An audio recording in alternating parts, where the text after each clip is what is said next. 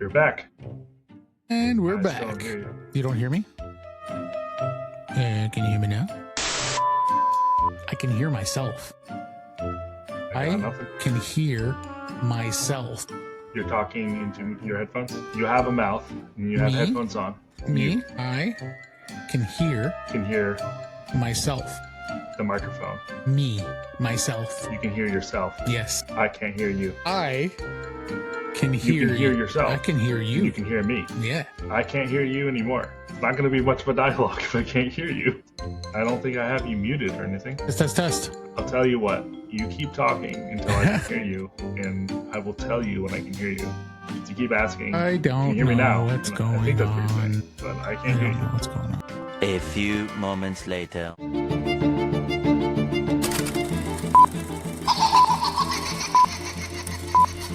Hello. I want to play a game.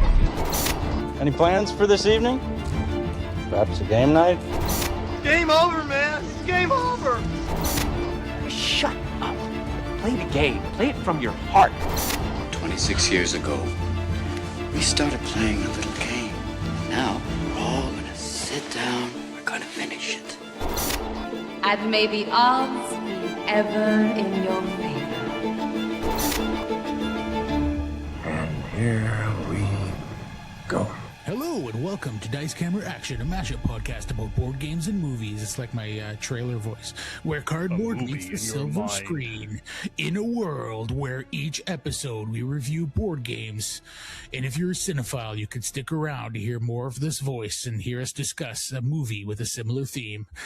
Today, folks, I have Isaac Hirschfeld with me. What's going on, Isaac? I'm going to talk like this the whole time also. That won't be annoying at all. No, you can turn off the podcast right now. So what's good with you? What's new, man? Thanks for asking. The big news for me is I helped out a friend, a colleague, working on his board game for quite a while, doing a lot of play testing, development work, giving him ideas how to run it for a board game that he just self-published called Hairband, and I think he did a really good job. He had a successful campaign, really, really awesome. Every time you play test a game and help it get better through your feedback, it kind of feels like you have a little bit of ownership to it. So really proud of that work. And, it's in late pledge right now, and it's actually doing really strong. Anytime you see some guy just trying to self-publish a game doing well, it's impressive. It's hard to get that breakthrough in this industry sometimes. And I think he's going to go places. Yeah, I got to play test it. Well, I guess it wasn't even a play test. You and I just straight up played the final version of it on TTS a couple of weeks ago. And yeah, it's really neat. It's very thematic. It's very vibrant. I like the colors. I like the actions. It's like that medium light, maybe like, Gateway Plus, maybe not quite Gateway, but just the next level. So it kind of fits a nice niche. And yeah, I'm looking forward to playing it some more down the road. And you're right, like when you play test a game or work with somebody or give any sort of feedback, and then that game ends up getting published and comes out, it's always really exciting to see. I got to do that a few times, and even it's funny because Andrew Stiles, a mutual friend of ours, just had a game that's going to be published a little bit later this year, I think, and it's an themed game, and and it's funny because I don't think we can share anything, and I know very, very little, but he told me it was this game that you play tested like 2 years ago, remember, had this theme, and I'm like, yeah, I vaguely remember that. He's like, that's like, what? And honestly, I don't even remember the mechanisms. I remember almost nothing, but just the theme difference is like so interesting. But it's just fun to see, friends and people that you work with and play test their game. And you're right, you give the tiniest bit of feedback, or you even play test it just a few times, and you do feel like you have just a smidgen of ownership of the success. So it is fun, and like obviously the pride of being a friend, and Andrew being a co-host of this podcast too is just really fun. Yeah, and so it's I will, it's I exciting. will also I will also disclaim that Dickie did hire me to do some social media stuff for it. So Yeah, that's I right. was like You really ran into it. I did a all lot the of like the marketing stuff annoying for at least the. annoying people in Facebook groups. Like, hey, look at this. You kept it. Here's You kept it engaging enough that it wasn't annoying. It was. You always had like an interesting question to pose, and you were asking people their opinions on things. And I thought you did a good job. yeah, it's something about being part of that Facebook group, that big one, and they have like very specific rules, and I do a little bit of moderation for that group, so that I had kind of understanding what's allowed and not allowed there. This is that like riding that line between being engaging and interesting, and obviously self-plugging in, but it's a skill that I'm developing.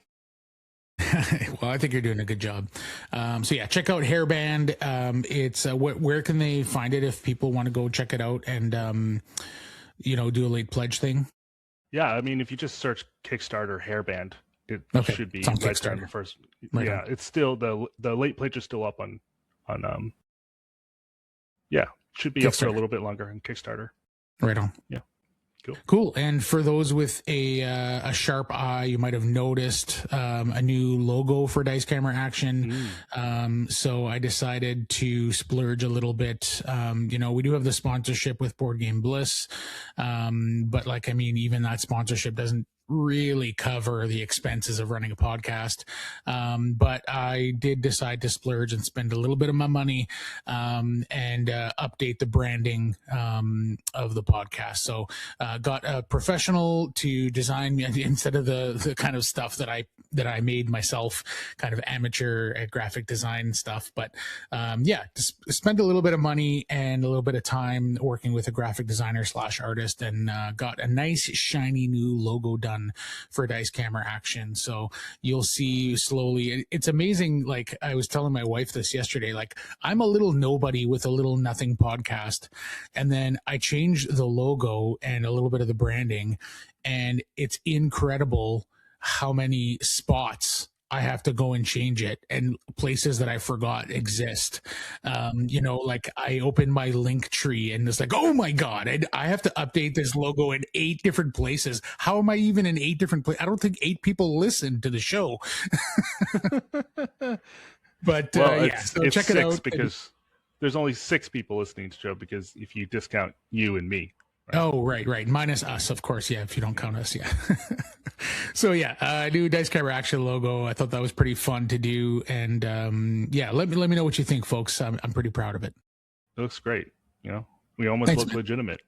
Almost. One of these days we'll like put out legitimate content to match the look. So that's right. The goal. Yeah. Next time. Next podcast. Next podcast. All right. You had one more interesting thing you wanted to bring up before we got into kind of the meat of the show. So I'm not sure how much of this is like public knowledge. Definitely people know this. So as a little context to this, I'm pitching a game to companies right now, and I was able to. The game you designed, right? For the game I designed. Context. Yeah. And they accepted my pitch to send a prototype to them. So that's exciting to me. But in that process, I learned that the OP, whatever people call it, pronounce that, is within the success of Flip 7, is now shifting their company more geared towards this.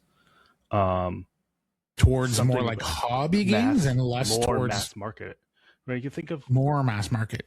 Even more mass market, right? I mean, they had some decent successes. You think of like Gnome Hollow or whatever. But if you look in the success of Flip 7 comparatively, I think, without 100% confirming this, I got a sense that the company is moving towards more mass market appeal. I mean, I can't imagine how much money they made with Flip 7. Well, they made the best card game in the world.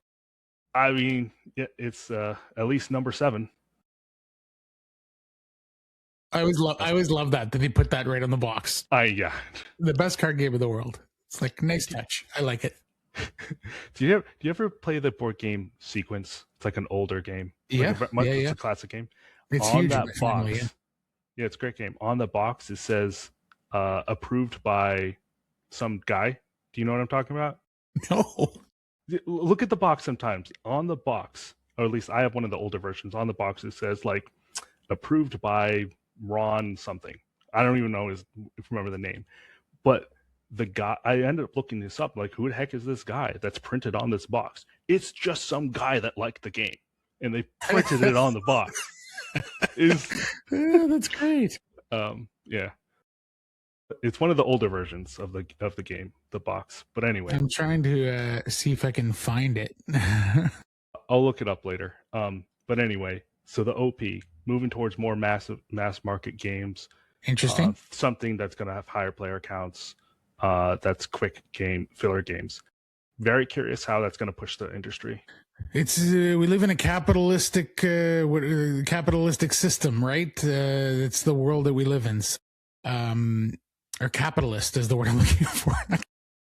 We live in a capitalist world. I've been up since 5 o'clock in the morning and I worked a 12-hour shift, so my brain's a little mushy. I feel like I say that on every podcast recording because I just have to like fit this in somewhere in my life, and I'm a shift worker. But anyways, we live in a capitalist system, and so if the op makes a game and makes $1 bajillion, why wouldn't they continue to make that kind of game? I'm not saying it's a bad thing. I'm just curious how it will go. Yeah, I'm not saying it's a bad thing either. I just hope that, we don't see a general shift in that direction. I think it's fine to have some publishers do this and some publishers do that. I just don't want to see the whole hobby shift in that direction because there's quote unquote more money there, right? We could talk about that more, but I will say over the last few years, that has been the shift. True. Smaller box games. I mean, hopefully it's a temporary thing. Temporarily, I would say certain political situations and economic situations have caused tariffs and that, to generally make smaller box games. And I've seen this. I mean, going to Gen Con last year was very obvious. Mm-hmm. But let's see if things shift back. Yeah, and even if you go and look at the games that have done super well in the last couple of years, you've got a lot of the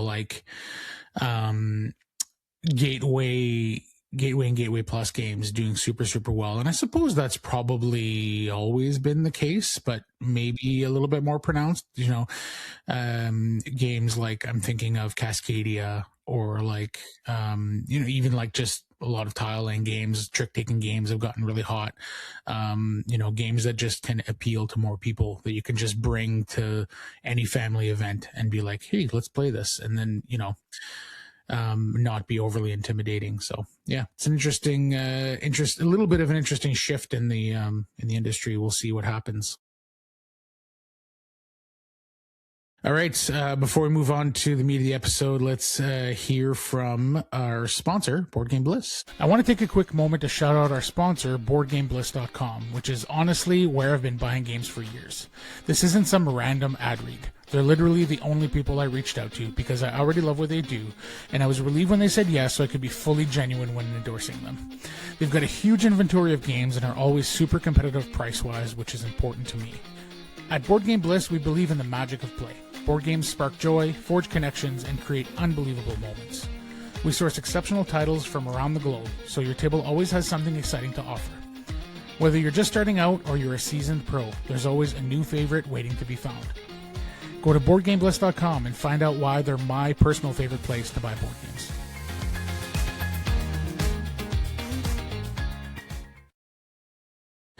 All right. Thank you, Board Game Bliss. Big fan of those folks. If you listen to the last episode where I just did a bit of a recap of the previous 2-3 weeks leading up to that recording, I had a bunch of stuff happen, including a couple of cons and stuff. And that felt like a Board Game Bliss ad, the whole episode, because I was talking about a bunch of games that I bought there. And anyways, Board Game Bliss, definitely check them out.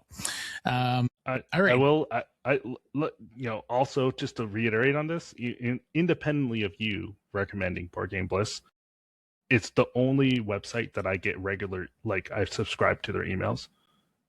Cool. That's actually true. So, well, there you go. That says something. Anyway. and I didn't realize it, but because something about being Canadian, and it feels like sometimes a bit of a bubble. I don't know what it is about the border, or whatever, but often Canadian companies primarily sell to Canadians, and American companies primarily sell to Americans, but also make their stuff available to Canadians. But like the cost of shipping over the border and stuff often makes things prohibitive. But Board Game Bliss, I found out, after being a customer of theirs for a long time, and leading up to their sponsorship with this podcast and stuff, I found out that they do sell into the States, and they have warehousing there and everything. So like their pricing and their competitiveness exists, south of the border as much as it does up here, which is great.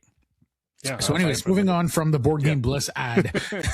We're not complete shills, guys. You're going to have to pay me more, Board Game Bliss.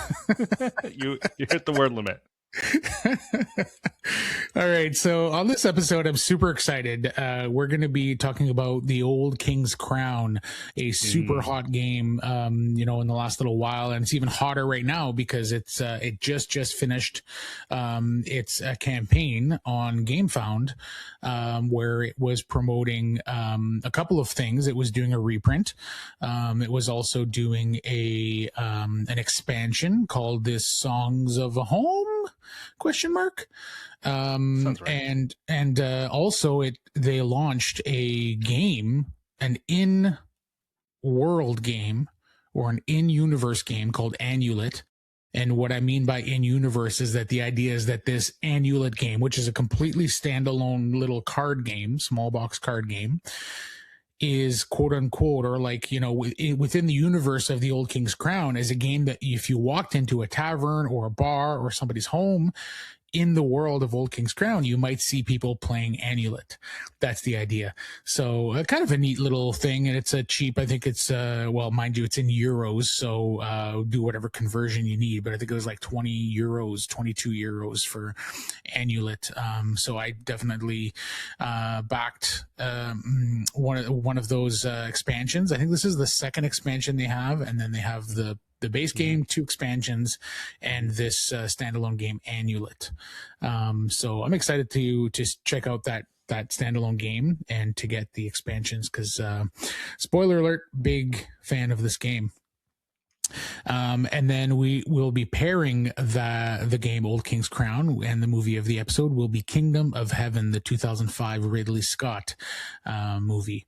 But before we get into all that, let's do some shoutouts.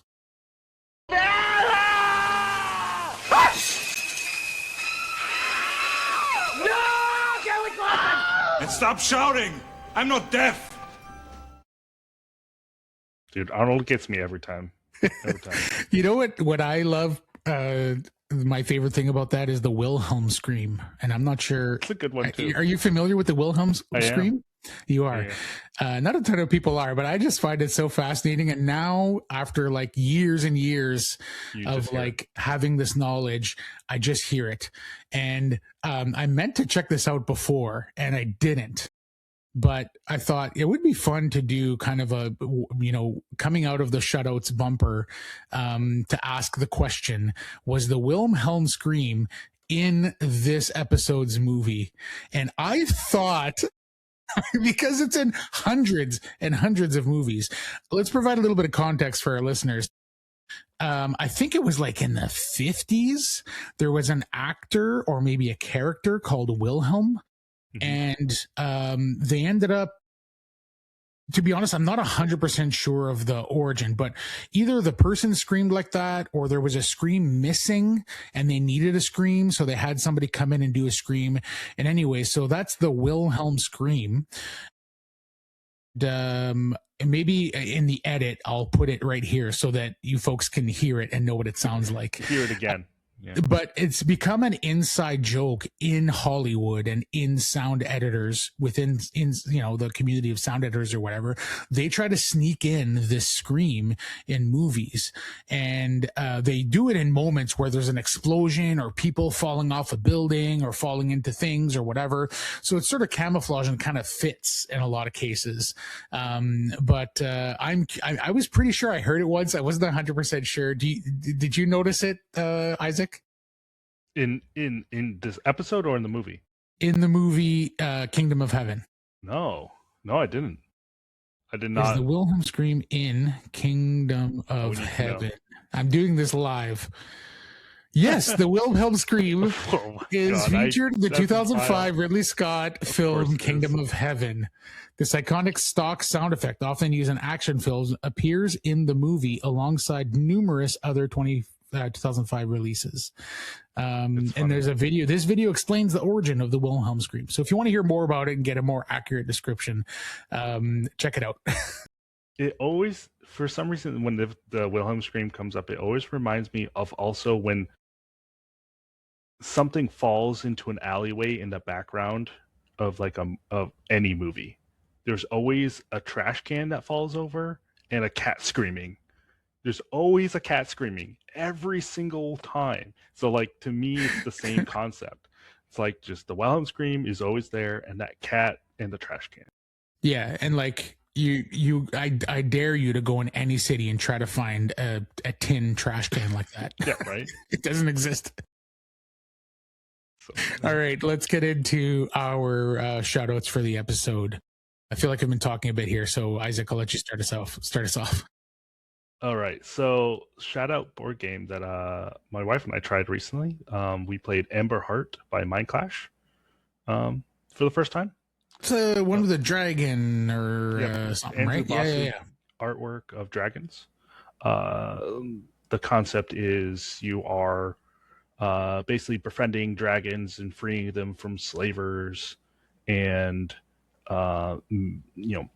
becoming harmony with either releasing them into the wild or having them become dragon riders, sort of concept. Really interesting. It's a direct to retail game, which I thought was an interesting move. There's not many of those coming out as recently, especially with this production. The production is really good especially with the artwork for not going. I'm just looking at it now. It's beautiful. Yeah. Yeah. And the production's great. And it was direct to retail, which I thought was surprising, but it's also Mind Clash. Also for Mind Clash, they usually make much heavier games. This is a more strictly medium game.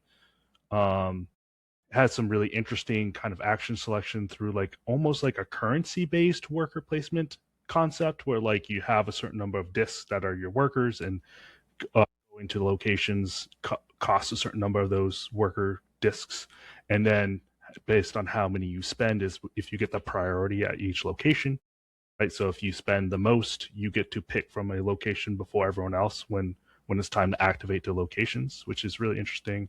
And then each of the locations have just a little bit of a flair of a different mechanism to each spot. One kind of has a almost area control effect, where one has an area that gives you power cards that also have end of game scoring conditions.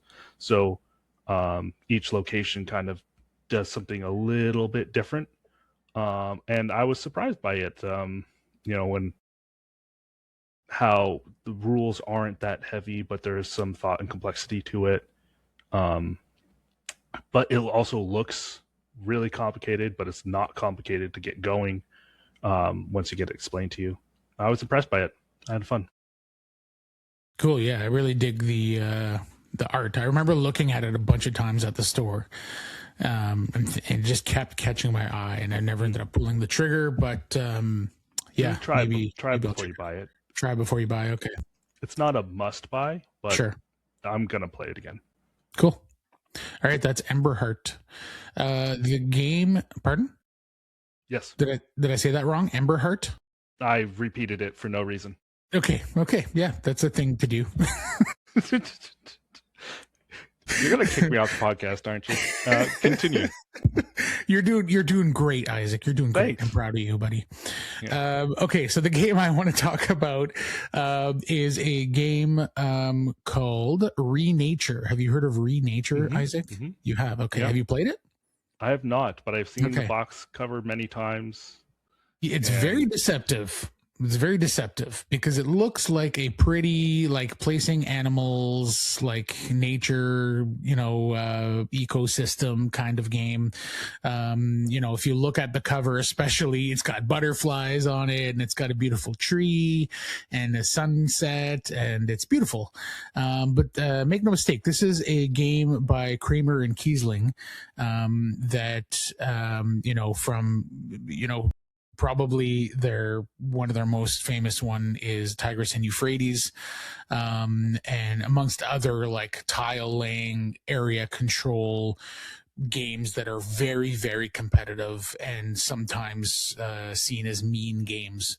And this game is I want to say it's no exception. There's a couple of potentially mean moments that happen in the game, but it's not generally, most of the game is not that mean, but you are definitely competing for areas, and there's definitely like an area majority thing going on. Essentially, this is, if you picture a board with a whole bunch of like zones in it, and each zone has like anywhere from 2 to like 8 or 9 kind of little squares in it where you can place plants, and then surrounding each of these zones is single lines of like track, basically, where you can place dominoes. Okay. And these dominoes, just like a standard domino, has 2 sides on it. And each side has an animal, not like flip each side, but each like each zone of the 2 section domino has an animal. And there's butterflies, and again, it's like you look at it and it looks cute, and it's sort of like it's very misleading in that way, because there's turtles and squirrels and frogs and just like animals, and so you place basically your turn. The game is very, very simple. You place a domino, and then you have a player board with a limited number of plants, and you have plants that are worth 1, plants that are worth 2, plants that are worth 3 and 4.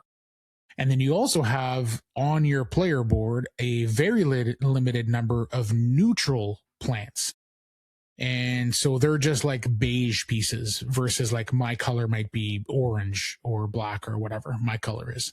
So when I place a domino, I will then choose any plant on my player board and place it adjacent to my domino in one of these zones that we're going to be competing for.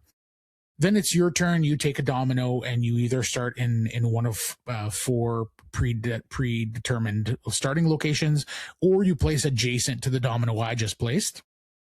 In which case, if you do that, you have to match the animal. And then you place a plant. So let's say you place your domino next to mine, and then you place a plant in that same zone. Now I have a plant in there and you have a plant in there. Let's say couple turns down the line, what happens is if somebody completely encloses one of these areas with dominoes, that basically will score that zone. So you did a very good job stifling that sneeze. I barely heard it. All of the pressure went into my brain. I was going to say, did that hurt? I'm probably going to have a concussion later. Yeah, don't worry about it. What are we talking about? I don't know. Let's move on. What's your next shout out? No worries. You're talking about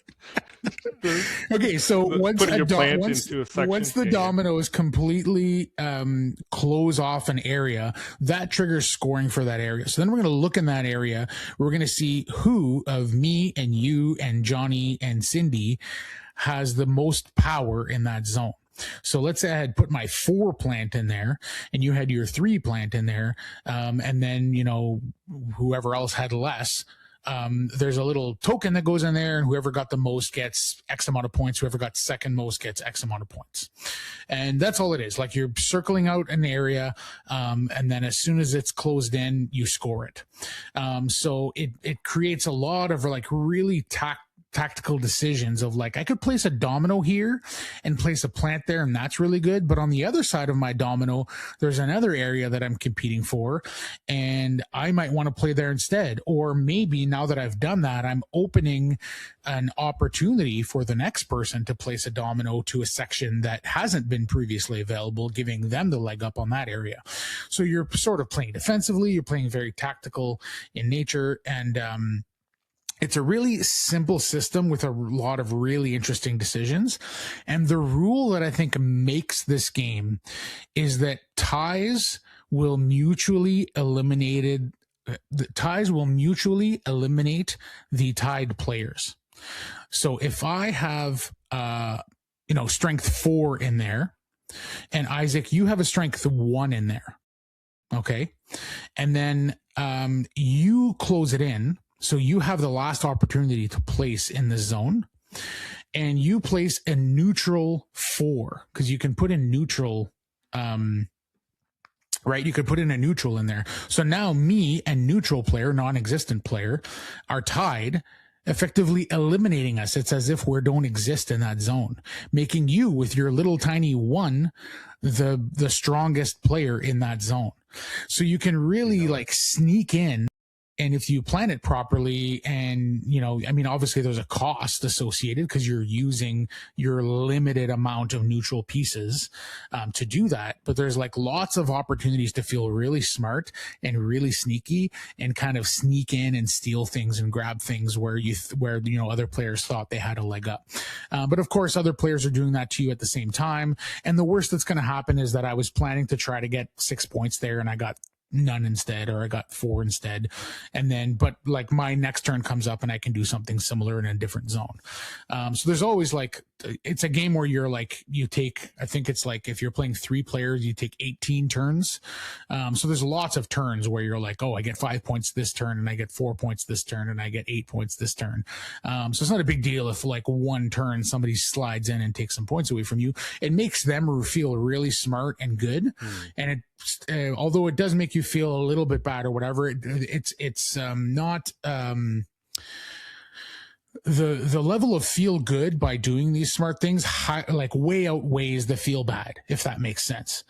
So I think that's like a beautiful chef's kiss kind of design, because like you can make people feel really great, and at the end of the game, like the winner's going to feel really great, and the losers are not going to feel like they just got stomped on the whole time. They're going to feel like they still contributed and had fun and did a bunch of interesting things. So Renature looks really quaint and cute and cozy.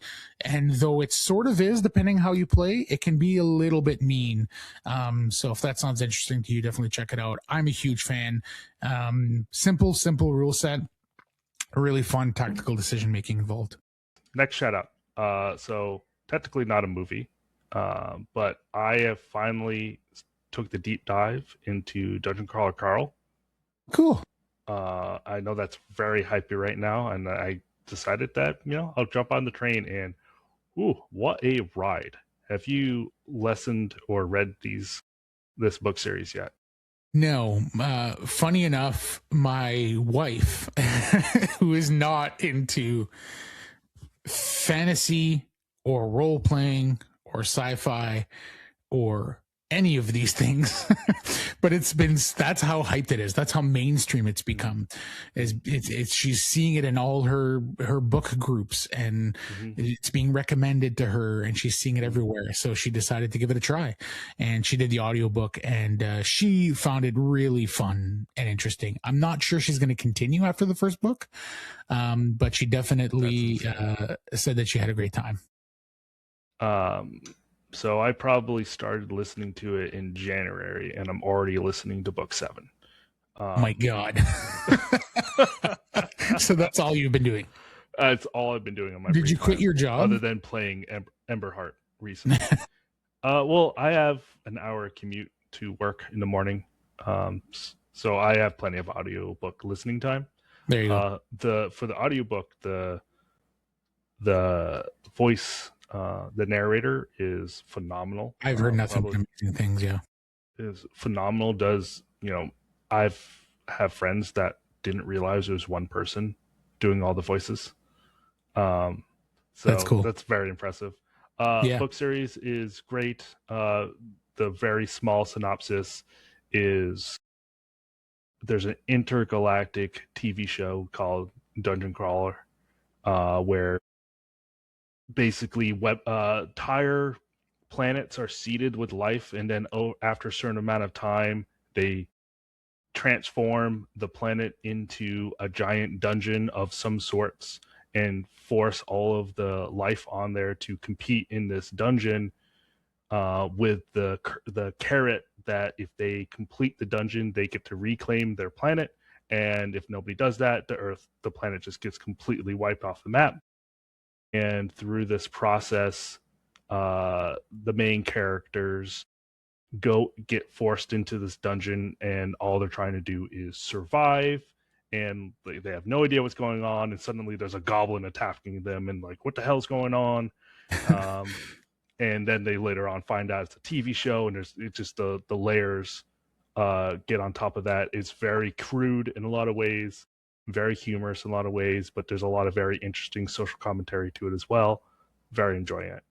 So canonically, the reason there's even life on Earth is it was planted here by these people for the purpose of this TV show, like millions of years later or whatever. Yes, I don't. That is technically a spoiler, but it's not important to the storyline enough that I don't feel like I'm not really spoiling anything. But yeah, cool. So, so you don't like it? It's not your jam. You're not. Yeah, I'm gonna say I like 7 books later. It's the media that I'm consuming the most right now. There's a campaign for a TTRPG of it right now. I'm not too interested in that, but the card game looks very interesting to me.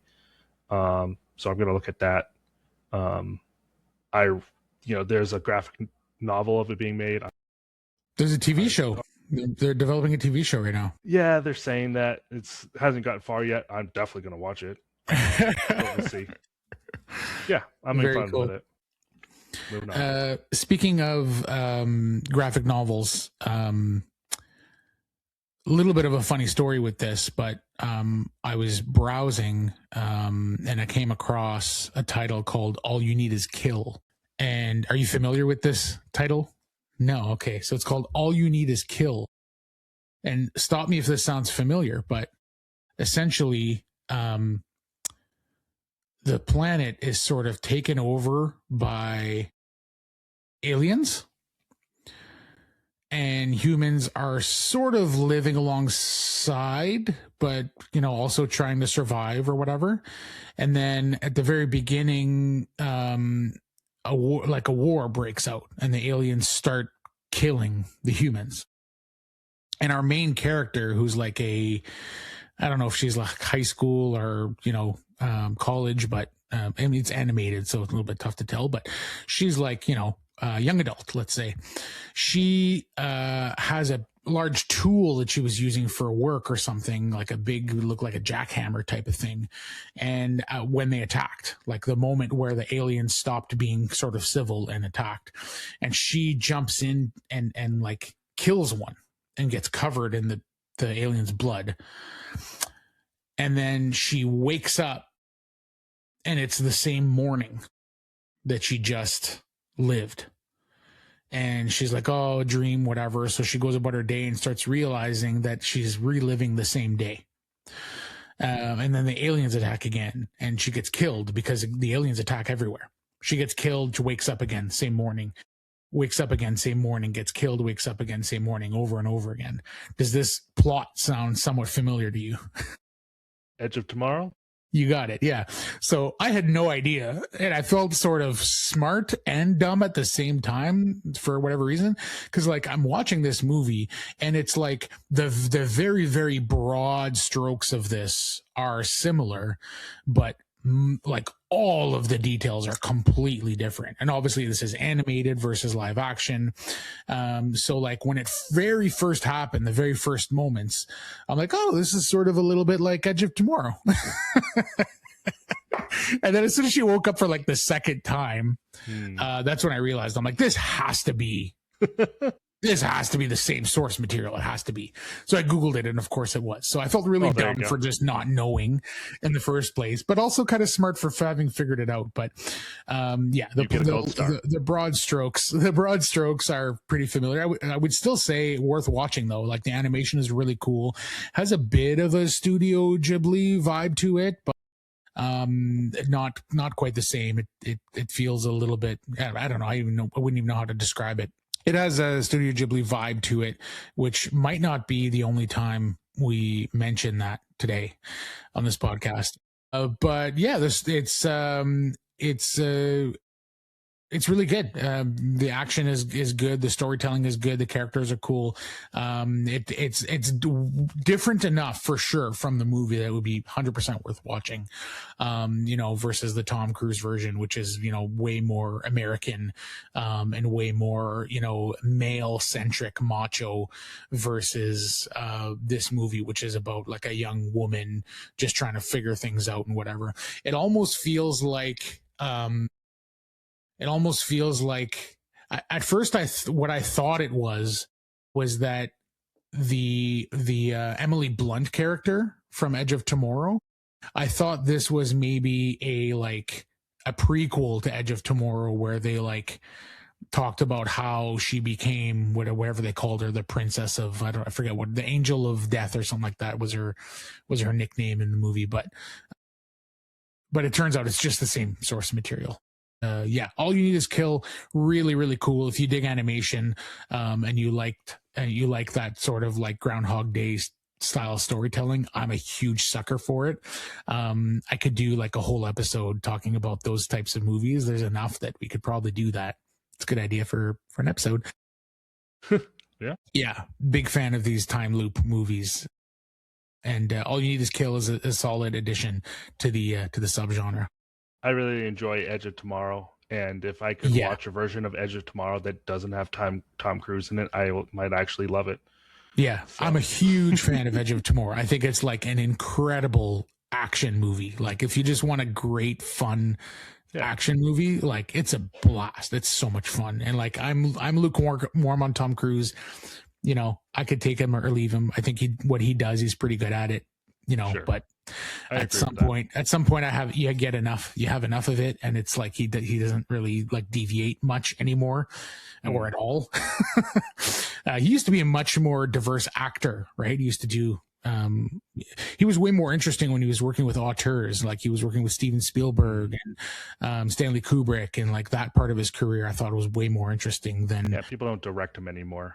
Him playing Ethan Hunt over and over again, even when he's not Ethan Hunt. But anyways, that's All You Need Is Kill. Check it out. Did we do two? Yeah, we did. That's our shoutouts. Good job, guys. Thank you. Good job, you too. Did I mention it's been a long day? Okay, let's talk about that. Let's move on to The Old King's Crown.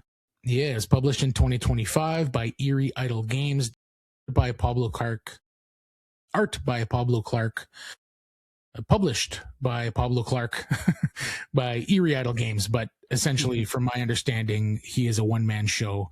And I think actually I was looking at the Game Found, and there was a few other dudes on there with roles now within Eerie Idle Games. But I think this was primarily his baby. Which is incredible. For sure. Plays 1 to 4 players in 60 to 120 minutes.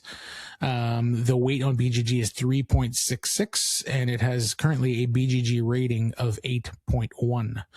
I just to carry on from what you were just saying, it's incredible what this guy's done.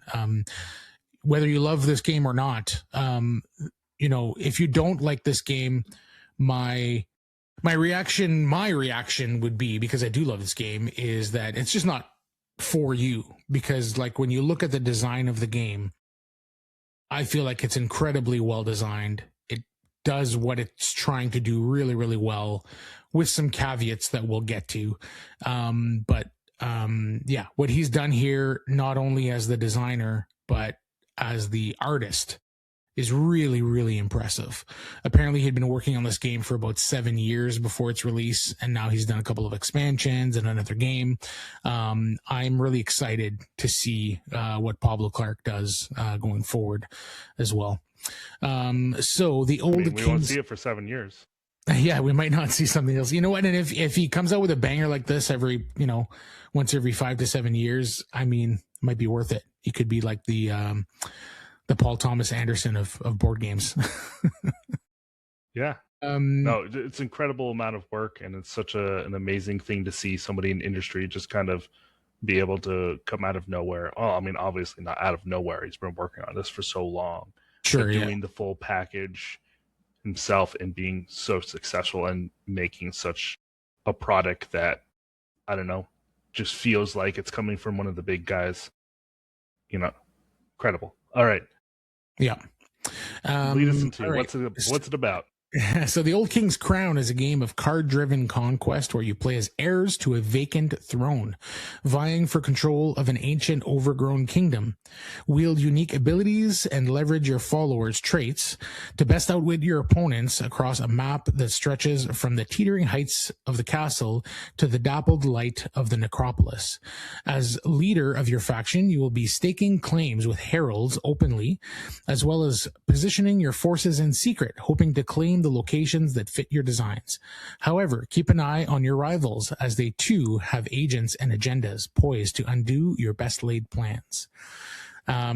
So I will do a very quick, very high level overview of how the game plays. There's teaching. If you teach this game, and I've taught this game now 4 or 5 times, I've learned not to teach all the little minutia of all the little details, because there's so much to this game. But at its core, and especially once you start to understand the iconography, the gameplay is actually fairly simple, and the rules, not the rules, but the flow of the game is sort of laid out right on the board in front of you. So I feel like after having played it once and understanding how the game works, the last time I taught this game, I basically more or less taught it as we played. I taught I did maybe a 15-minute teach, which is really short. I think the first time I played this game, I taught it for like 40 minutes probably, or the first couple of times. And I think that's probably the move here with teaching this game. So I'll do a little bit of that kind of high level overview teach of this game, just to give you guys an idea of how it plays and what's important to understand about the game, and whether or not this is something you want to get behind. That being said, the late pledge is open now. As this podcast, you're listening to this podcast, if you're listening to it within the first week or 2 of publication, you'll be able to go to GameFound and back it and pick up, the base game. And it has a quick ship. If you're just getting, no matter what you're getting, if you're getting the base game, it's going to ship and arrive this summer. And then any expansions and Annulet and whatever else you might get will come, I think, in 8 months to a year from now. Okay, Old King's Crown. We're just talking about the base game today, how it plays. So it's a multiplayer lane battler. Think Compile or Airland and Sea Radlands, or even Marvel Snap. So that's kind of like how I think about this game. There's 3 lanes, and you're competing for those 3 lanes. And at the end of each round, you'll calculate who won each lane, and then people get points based on that. So you'll have also asymmetric factions. So everybody has their own player board. And on those player boards is a handful of one-time use abilities that you can use that are super powerful and really fun to pull off. But you can only use them for the most part once per game. We all start with the same starting deck. That's kind of the exception to the asymmetric factions. We all have the same 10 cards to start the game with. but we have the ability to go and purchase more cards that are affiliated with our faction. They kind of get set aside, and you can buy them and put them into your hand and ultimately into your deck. So that's kind of fun. Is like those cards are really powerful, and they really play well into what that faction is trying to do. And then over the course of multiple phases, we will do the following. So the first thing we do is bid for King's Road cards. These are cards that you'll put on your player board, and they're game-breaking abilities, and some are stronger than others, but they're really rule manipulating, and they'll let you do things that otherwise you wouldn't be able to do, and try to gain edges over your opponents. So these, like, everybody will there'll be a row of these cards. Everybody will put one of the cards from their hands face down, reveal them simultaneously. Whoever bid the most gets first choice, and down the line it goes. And then after that phase, you will be placing heralds. So like I said, there's 3 lanes that we're going to be fighting over. And in turn order, we're going to place a herald, which is like a really, really neat looking screen printed meeples that are designed to look, the style of your faction. And you'll place them in one of these zones, essentially saying, like, this is the one I'm most interested in. This is the one I'm going to put all my eggs in one basket potentially to try to win. Maybe. And then, so then I'll do that. And then in turn order, everybody else will do that. And if 2 heralds end up in the same zone, that gets really interesting, because then the winner of that zone will end up stealing points from the loser. If heralds are not in the same zone, then you just get bonus points for winning with your herald. That being said, the herald doesn't provide any power or strength or do anything other than if you win that zone, you get bonuses. Then we're all going to place supporters. So I think we each start with 6 supporters, which are just little, again, screen printed meeples of your color that you can choose to push into whatever zone you want. And these are sort of one-time use as well. So you have to use them very sparingly and carefully, although there are ways to get them back. So interesting there to kind of, there's very much a game where this is very much a game where you could kind of blow your load, and like you use your one-time use abilities and you use all your supporters and maybe jump out to a big lead, but then like you're sort of like nerfing yourself going forward. So interesting decisions to make there as well. So you're placing out supporters. Then everybody will take 1 card per zone, so 3 cards, and place them face down next to those 3 zones. Then the next phase would be that we will resolve these zones one at a time.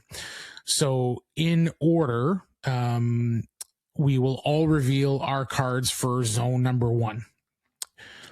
And then, I played a 10, Isaac, you played an 8, and somebody played a 3, right? So now I'm winning this zone.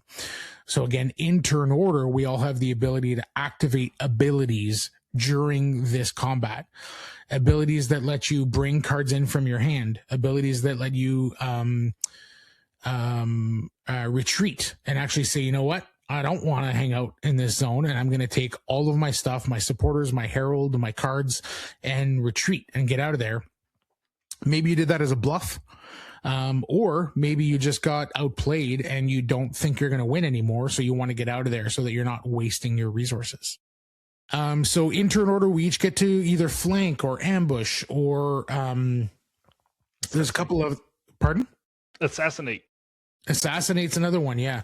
There's all sorts of little abilities and things that you can do during this phase that involve playing offense or defense, or just like leaving altogether. So some really interesting tactical decisions there. And then, once everybody's kind of done their abilities, one person will end up having won the zone. And they'll get the rewards. So each of these 3 zones has 2, or I guess they're called regions, I think. And then within each of these regions, there's 2 zones. So 2 abilities that you can activate. So you'll choose which of those 2 you want to do. So no matter what, you'll get points. And then, depending on which zone you're in, you'll choose to activate one of these other abilities. They'll allow you to, whether it's draw cards or do all kinds of things. It's not important. And then like that combat for that region is over. We move on to region 2 and we do it all over again. Then we move on to region 3, do it all over again. And then there's just a reset. Like we reset, grab all our cards back. Any supporters that were on the board will then go to like I forget what it's called, a dead zone or something like that, never to be seen again, or potentially not if you have a way to bring them back. Cards that were left that are still on the board and in those positions will then go to your discard pile. And your heralds will come back to your board. You basically reset everything. And then you have your fall actions. So it's done in seasons, right? So there's like spring and then summer. That's where the combat happens. And then there's fall, which is an opportunity to use whatever cards you have left in your hand to either journey or govern, which allow you to get ongoing abilities in a kind of common area. Won't get too much into that. Or you can journey, which is something that you can do that'll allow you to buy those side cards to put into your deck. So again, very high level overview here. But then we go into winter, reset, and then we play either 4, 5, or 6 rounds, depending on how long of a game you want to play. So that is kind of a very high level overview, but the like crux of this game is that essentially it's a lane battler where you're all placing cards face down, revealing each lane one at a time, and then activating a whole bunch of abilities that you can do, whether it's on your player board, the King's Road cards that you purchased earlier in the round, abilities on your cards, etc. And then you're just jockeying to try to win these positions for points. And then you play 4, 5, or 6 rounds, and then that's the game. So, that, I guess what I'll do now, Isaac, is I'll kick it over to you. First of all, is there anything important that you think I missed that doesn't give maybe I missed a little bit of the essence of what the game is for you? I got to start to clarify. That wasn't a high overview. You almost described how to play the game. Yeah, I mean, each of these. What I'm saying is, essentially, if you are teaching people how to play as you go, right? If that's the style that you did, you basically set somebody up to already basically play this game. It's just each of these phases, each of these things that I've talked about have like multiple little steps and understanding about where you get tips from and how you pay and blah, blah, blah, right? It's a lot more complex than what I've just said, but this is like, that is all the steps of how to play the game for sure. So to me, to boil it down even more, I think when I played this game, it is the most amount of area control layers I've seen in the game. And that's essentially each phase and each part of the game is you're trying to outpower your opponents in each phase of this game. And I think it's incredible that he was able to jam pack this amount of power struggle in each step of this game, which that's how I would summarize this game. That makes a lot of sense. So, and then the other thing I wanted to really iterate from when you were describing the game that I think is very interesting is the resource scarcity of this game. That you were saying that you have this certain number of meeples that feel like that are in general a one-time effect sort of things. There are ways of getting them back, whatever. But all of your resources are very powerful, but scarce. And so anytime they have the ability to get them back feels strong.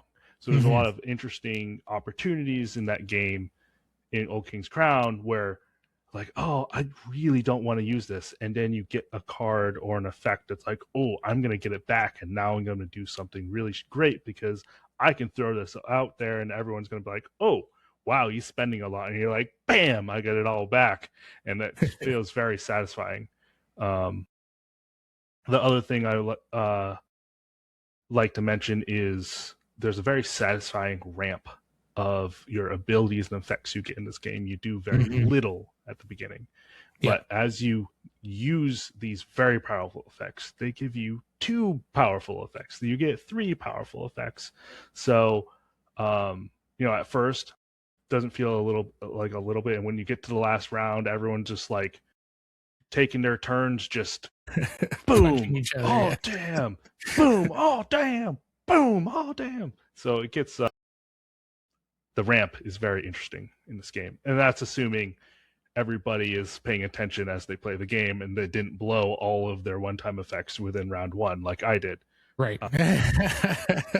Yeah. No, just kidding. Struggled in the late rounds if you did that. No, I actually came back around, but that's a different story. Because there's if you play it right, you can still come back. Sure. Yeah. It's a really fascinating puzzle, and I think you're right that we talk about resource scarcity. There's no resources in this game. There's no money or diamonds or whatever. There's little scrolls that you can get, and you use these scrolls to purchase cards. I suppose, but that's the only thing in the game, and it doesn't feel like a resource. It just feels like you're sacrificing cards to save up to replace those cards with better cards. Well, I think I would first say your meeples are one resource because they're that's what I'm getting. But I would to. also say your traditional money or whatever resources. Gotcha. Yeah. Your cards are your resource, and I say that because it's hard to get them back. You have to do specific things to get them back, and your hand limit decreases throughout the game unless you do specific things to change that. So even playing your cards feels like a resource, a scarce resource in this game, which is fascinating and adds a very self-tension that is fun, but also always doubting yourself. Does that make sense to do? Because I won't get this again, probably by the end of the game. It's interesting. Yeah, almost a deck builder, but not really. Yeah, you only have 6 supporters, right? And for the most part, you use them, you lose them. There are some ways to bring them back, but that comes at a cost as well. And when, for example, we talked about the King's Road, which is a set of 4 cards that you can that everybody bids on at the beginning of each round, and then whoever has the highest number gets first choice. So then I take that card, and it says, during combat, all of your choose one zone and put this card in that zone right now, and all of your opponent's strength in this zone are halved for this round. Or there's another one that'll let you go in your discard pile and fish out a card. There's other they just let you do all kinds of really powerful things, and we just talked about how scarce this game is, right? And what I'm getting to here is that when I buy one of these King's Road cards, I'm bidding with a card to do it, and I have to occupy the King's Road card with a card from my deck that I bid with. So it essentially slides under my player board where I put that card. And then it has to sit there as long as I have that King's Road card on my player board. And so I have to sacrifice a card altogether from my deck of 10 cards to use one of these King's Road cards. So that's just one example of use a thing and you might not see it for a while, and there's a good chance you might not see it ever again, period. Right? And so you really have to calculate out and be careful about how much you use your stuff and when you use your stuff. You have these 4 abilities on your player board. And again, this is asymmetric, but they're tiles. And when you use them, you flip them over and they're one-time use. They're really big, fun, splashy effects, but they're one-time use. If you want to purchase more cards, you have to sacrifice the cards from your hands to do it. Those cards you will likely see again, but they have to go to your discard pile. And as Isaac said, in a lot of games, when your deck runs out, you just shuffle in your discard pile. You do that in this game. However, every time you do that, your hand limit goes down by 1. And if you calculate how many cards you need in a round, you need 1 card to bid with, that'll occupy your King's Road card. You need 1 card to you'll use 3 cards on the board to do combat with, because you have to put 1 in each of the 3 zones. And then at the end of the round, you use 1 card to govern with and 1 card to journey with. That's 6 cards. That's your whole hand. So unless you're using abilities on these cards to bring them back into your hand or to cycle them or to pull them out of your discard pile, essentially you're using your entire hand. If you're doing it super efficiently, you're using your entire hand every round. But you only have 10 cards in your deck. So how many times are you going to go through your deck over the course of 4, 5, or 6 rounds? That's when all of these abilities and not the cheating, but the rule bending with the King's Road and your asymmetric abilities and all these other things come into play. But I'll let you talk a little bit here, Isaac. I guess the question I'll ask you, and I think I already know the answer to this, but you've only played this game once, right? We should probably preface this. You played this game only once, so Isaac will have a little bit more of first impressions kind of review to the game. And I've played this game 6 times now, at 3-player counts, except for 1, which was a 4-player count. And I think we'll spend a significant time of our review here talking about those differences. But Isaac, why don't you tell us a little bit about how your 1 play went down and your overall thoughts on the game based on that? Yeah, so overall, I played only once, and it was a 4-player game. So it was quite a while to get into the rules and get things going. And 1 player had played this game many times before. It's one of their favorite games. And the rest of us hadn't played this game. It was very obvious from first action that the player that's played this before played the game before. And the rest of us were scrambling to figure out what was good or what was not good.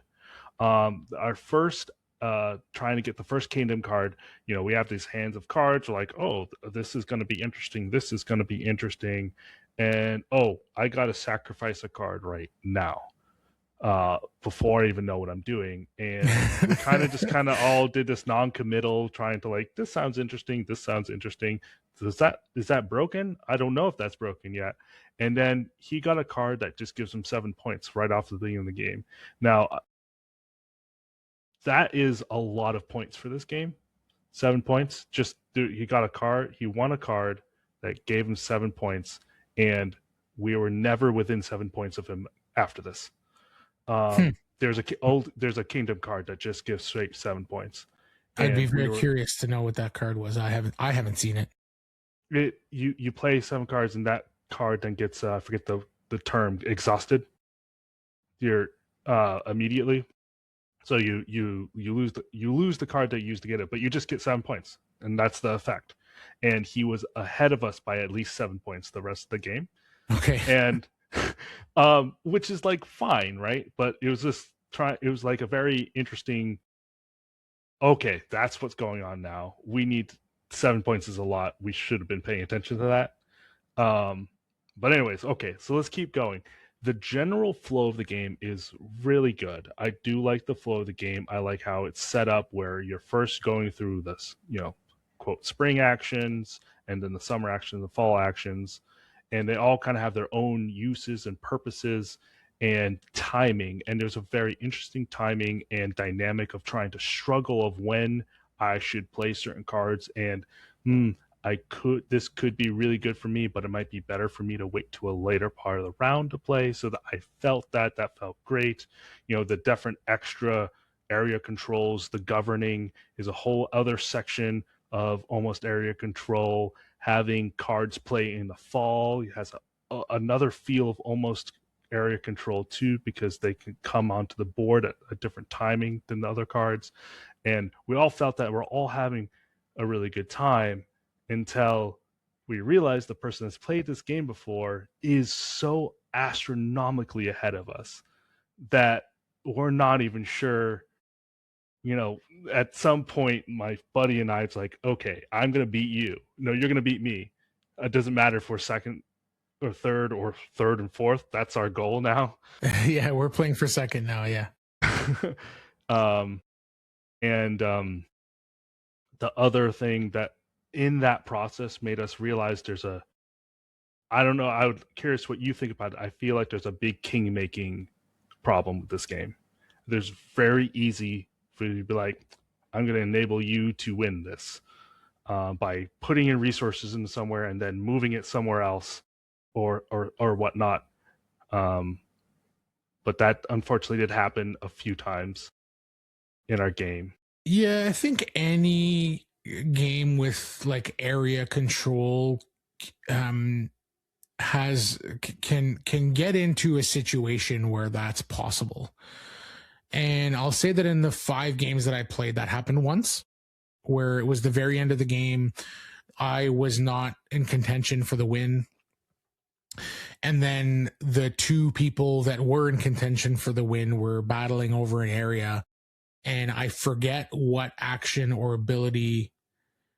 I think that I wasn't going to win any zones, or I had won the first zone, and then I had the ability to like flank into another zone, and very clearly one was going for one and the other was going for the other. So wherever I was going to flank was going to nerf that person potentially enough. And I wasn't mathing it out to the point where it's like, you know, but it felt like wherever I was going to go was going to set that, you know, tone or whatever. So, you know, I tried to just take, and everybody's going to use that scenario a little bit differently, but I just looked at whoever was in the lead at the moment, whoever looked like they were going to win, and I went against that person with the idea that in theory, I was trying to catch up as well. Right. Mm-hmm. So that was kind of my thinking, to be like fair or whatever. But we had such a good time that like in the end, it didn't really matter that much. Ultimately at the very end, I don't even remember having mathed it out and whether or not that person won. I think they did. I think the person that I kind of went up against didn't win, but I'm not 100% sure it was because of what I did. But yeah, long story short, I think you're right that can happen in this game, but I don't think that's exclusive to this game. I think it's just the nature of this genre of game. Fair enough. I think that there's scenarios where that can happen. And again, in my 5 plays, maybe 6 plays now, it happened once. And I wasn't even 100% sure in that moment whether or not I was actually able to king make, but it felt like I had that opportunity, you know? But yeah, that's a possibility. I don't think that, again, I think it's just a double-edged sword, and if you want to have the big stand-up and cheer moments and the big like the tension and the excitement of a game like this, it has to come with a little bit of a downfall or a drawback, I guess is the word I'm looking for. Sorry, but yeah, go ahead and finish your final thoughts. Not your final thoughts, but your general thoughts of how your game went. Yeah, so we can talk about this a little more, but I definitely feel like this is one of those games that is very group dependent of who you're playing with. And there's going to be times if you introduce the person to this game that doesn't like this style of game, they will not have fun. This is definitely a game that you need to go into knowing that you are going to have a game breaking effect. You're going to feel incredibly clever. You're going to be like, oh, this is going to be so good. And you put it down and the person next to you, expletive word that I can't say because we're trying to keep this a PG-13 podcast, and that did nothing. And you got to be okay with that because you're going to do that again, probably to them later. Right? So on a personal standpoint, for me, I think there's a lot of cool, very cool combos and effects and lots of moments to feel incredibly clever, but I didn't know those yet.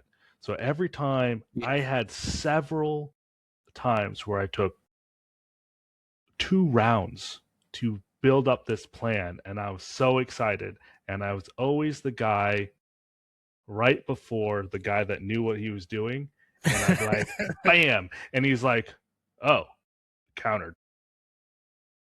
And like, so I did all of this effort, and it literally led to nowhere. And despite all that, I still actually got second out of the four of us. So I was able to flex my strategy and still go around that. But, it felt frustrating, and I could see that the more I played this game, the more familiar I got with the different effects. I could see that rock, paper, scissors coming a little bit more ahead, and that feeling would go away because I know that I can fix it.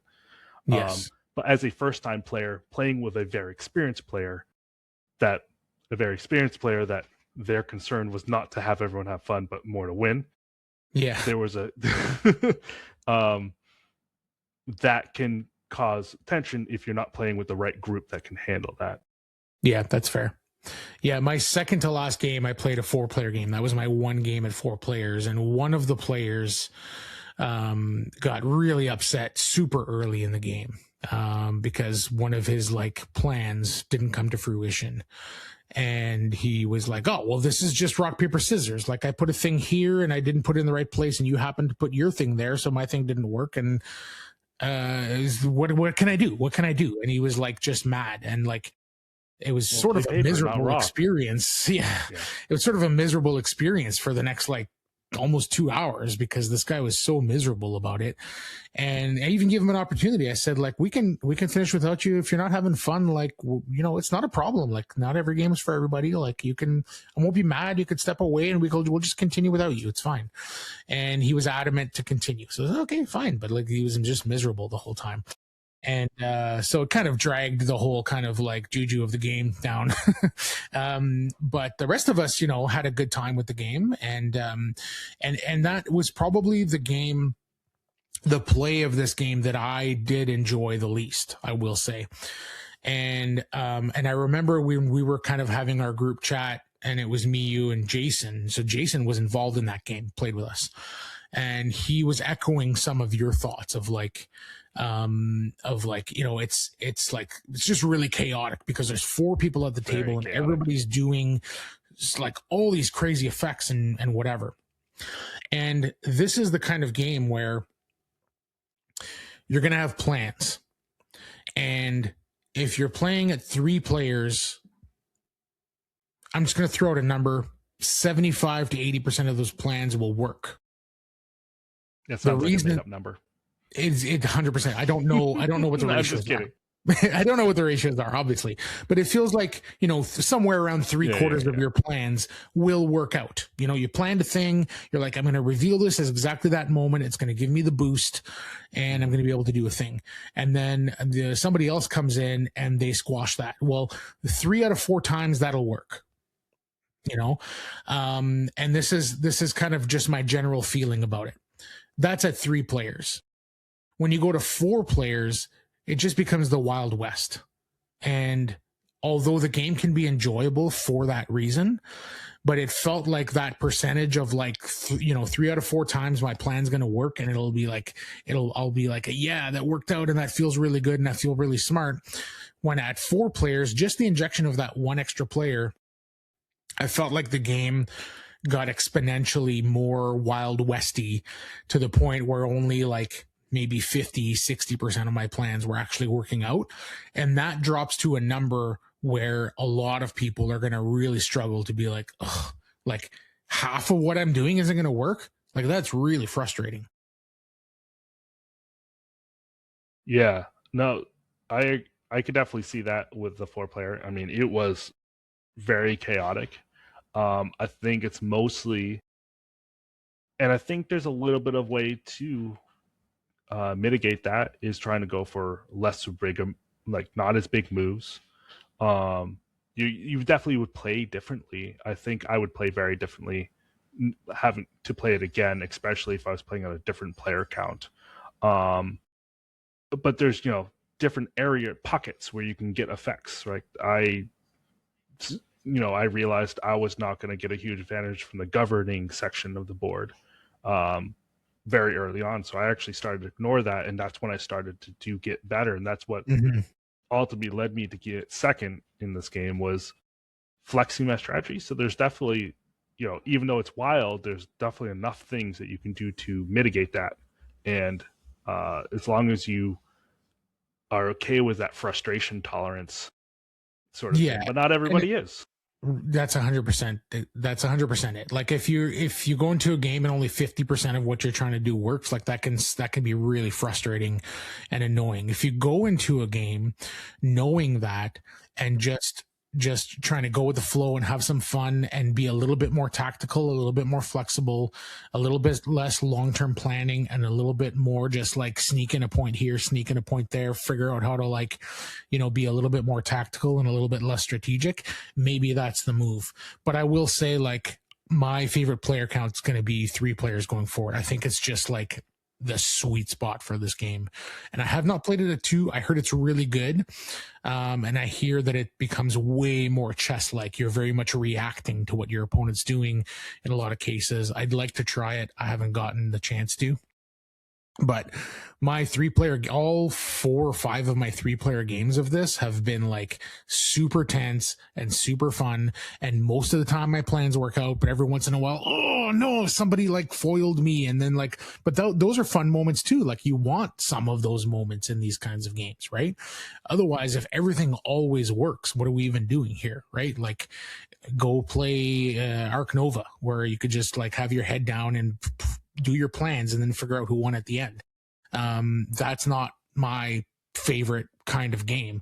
I want to be seeing what my opponents are doing, and I want them to like foil me sometimes, and I want to have the opportunity to like get them back and have some fun with that stuff and laugh about it and like give each other a hard time or whatever, right? Like that's the kind of game that I love. I talked about Renature a while ago having a similar kind of vibe, right? And Old King's Crown is obviously a way bigger, more complicated, complex layers of area control, as you said. But yeah, with that comes way more opportunities to feel really, really sneaky and really fun. And those moments can't come if everybody always just gets to do what they want, right? So again, you have to take the good with the bad with this style of game. If it doesn't sound like your style of game, then I think that's totally fine. There's a game for everybody. And there are games for every style of board gamer. This might not be the game for you, but I would love, Isaac, for you to have an opportunity to play this at 3 players. It is a very different experience. I mean, obviously it's the same game, but you just have that extra like 15-20% of control that puts you in a sweet spot where like almost all the time things go, you pull off your big plans and the little plans maybe get foiled, or you have to like reset or like readjust or whatever. And I think that that's kind of what the crux of this game is. We haven't talked. Come on down to New England and we'll play. Yeah, I don't know what that drive would be for me, but I bet you it's north of 15 hours. I was going to say it's about 16 hours. I've driven it once. Yeah. There you go. What, to Toronto? Yeah. Okay. Yeah, I'm 4 hours north of Toronto. Okay, so yeah, 20 hours. There's probably some sort of diagonal hypotenuse in there, so let's say 18. Yeah, jump in a boat, maybe a plane. I could probably get to Toronto faster if I ignored some laws, but we have not talked about yet the look of this game, the art, the graphic design. We definitely have to get into that. I'll push the art conversation, I'll kick that down the road just a tiny bit to get to I want to talk about the graphic design first. The reason I want to talk about that is I think that this board, despite being massive and this game being a massive table hog, like I have a pretty big table, it fills it up completely. Even at 3 players, like we're struggling for space. So take that in consideration too if you're considering picking up this game. If you have a fairly big table or access to one to set up to play a big game, then great. Otherwise, you might struggle playing this game. But despite that, the board is basically a map of how to play the game. And I think that's especially for a game with this many layers and trying to keep track of what's next and what I have to do next and what's 2 steps from now, what's 3 steps from now. Those things are all going to be important in your plans. And the board has basically a map around the edge of the game and through where you're doing your combat and then where your fall actions are and where the cleanup is. There's basically a wooden token that you're going to move along to each of the spaces as you're doing them. So I think that despite it taking probably like the board's probably 20% bigger, 30% bigger than what it would be otherwise if it didn't have this feature, I think because of how tactical this game is and how much you have to plan ahead, 2-3 moves ahead, I think that it's a genius decision to set that up so that players can look and be like, okay, I got to make this decision right now. What's next? How is this going to affect my next thing and my next thing? And I can look at the board and have a way better understanding of the steps, even for a new player. I don't know how you felt having only played this game once and how that kind of affected you in your play. Yeah, I meant to say this earlier when I said I like the flow of the game. It's very visual, which is great. I agree exactly with you, and I think that great does a service to it. I will say I am a little upset there aren't player aids in this game. So the general flow of what we have to do and when we have to do it was obvious because of the great graphic design of how they laid it up on the board, and you can see when we're going to doing certain phases of the round. But we had to pass around the rule book a bunch of times. Yeah, the rule book, the back of the rule books acts as a player aid for a bunch of icons, and then there's actually one more double-sided, like full page player aid. Yeah, that has a bunch of like quick reference stuff. Then that has to get passed around quite a bit too. So I think it's a matter of, once again, we're playing a 4-player game. Most of us didn't know what we were doing. We have to keep re-clarifying to each other. Now, a majority of the stuff that you would want on a player aid for a player reference is on the board. So after playing it once, I think that wouldn't be a problem. But the first play was a little bit rough because of that. But at least the flow of the game was very clear. Yeah, I agree. Player aids could be really helpful for sure. Even just icon. It's just there's like a little explanation with each of the things. So like you'd almost just need to make 4 of those sheets, those double-sided sheets. I ended up, but then it's at some point I ended up like a fan had made a player aid themselves, and I just had that open up on my phone, so I could keep grabbing the book from somebody. Smart. So BGG has that stuff. It's just right. Yeah, this is definitely a game. I will say this is definitely a game where the first game feels like an investment, so that you can really dig in to the following plays. I definitely loved this game more and more with each play. After my first play, I was like, I'm pretty sure I love this game. It seems to have all the things that I love about gaming in it, but I'm not sure because my brain melted and I'm still my head's still spinning from having learned everything, despite how smooth the play is. There's just so many little things to remember.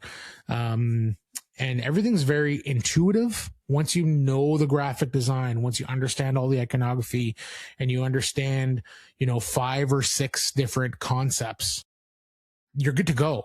But it probably takes most of your first game to really have that all sink in.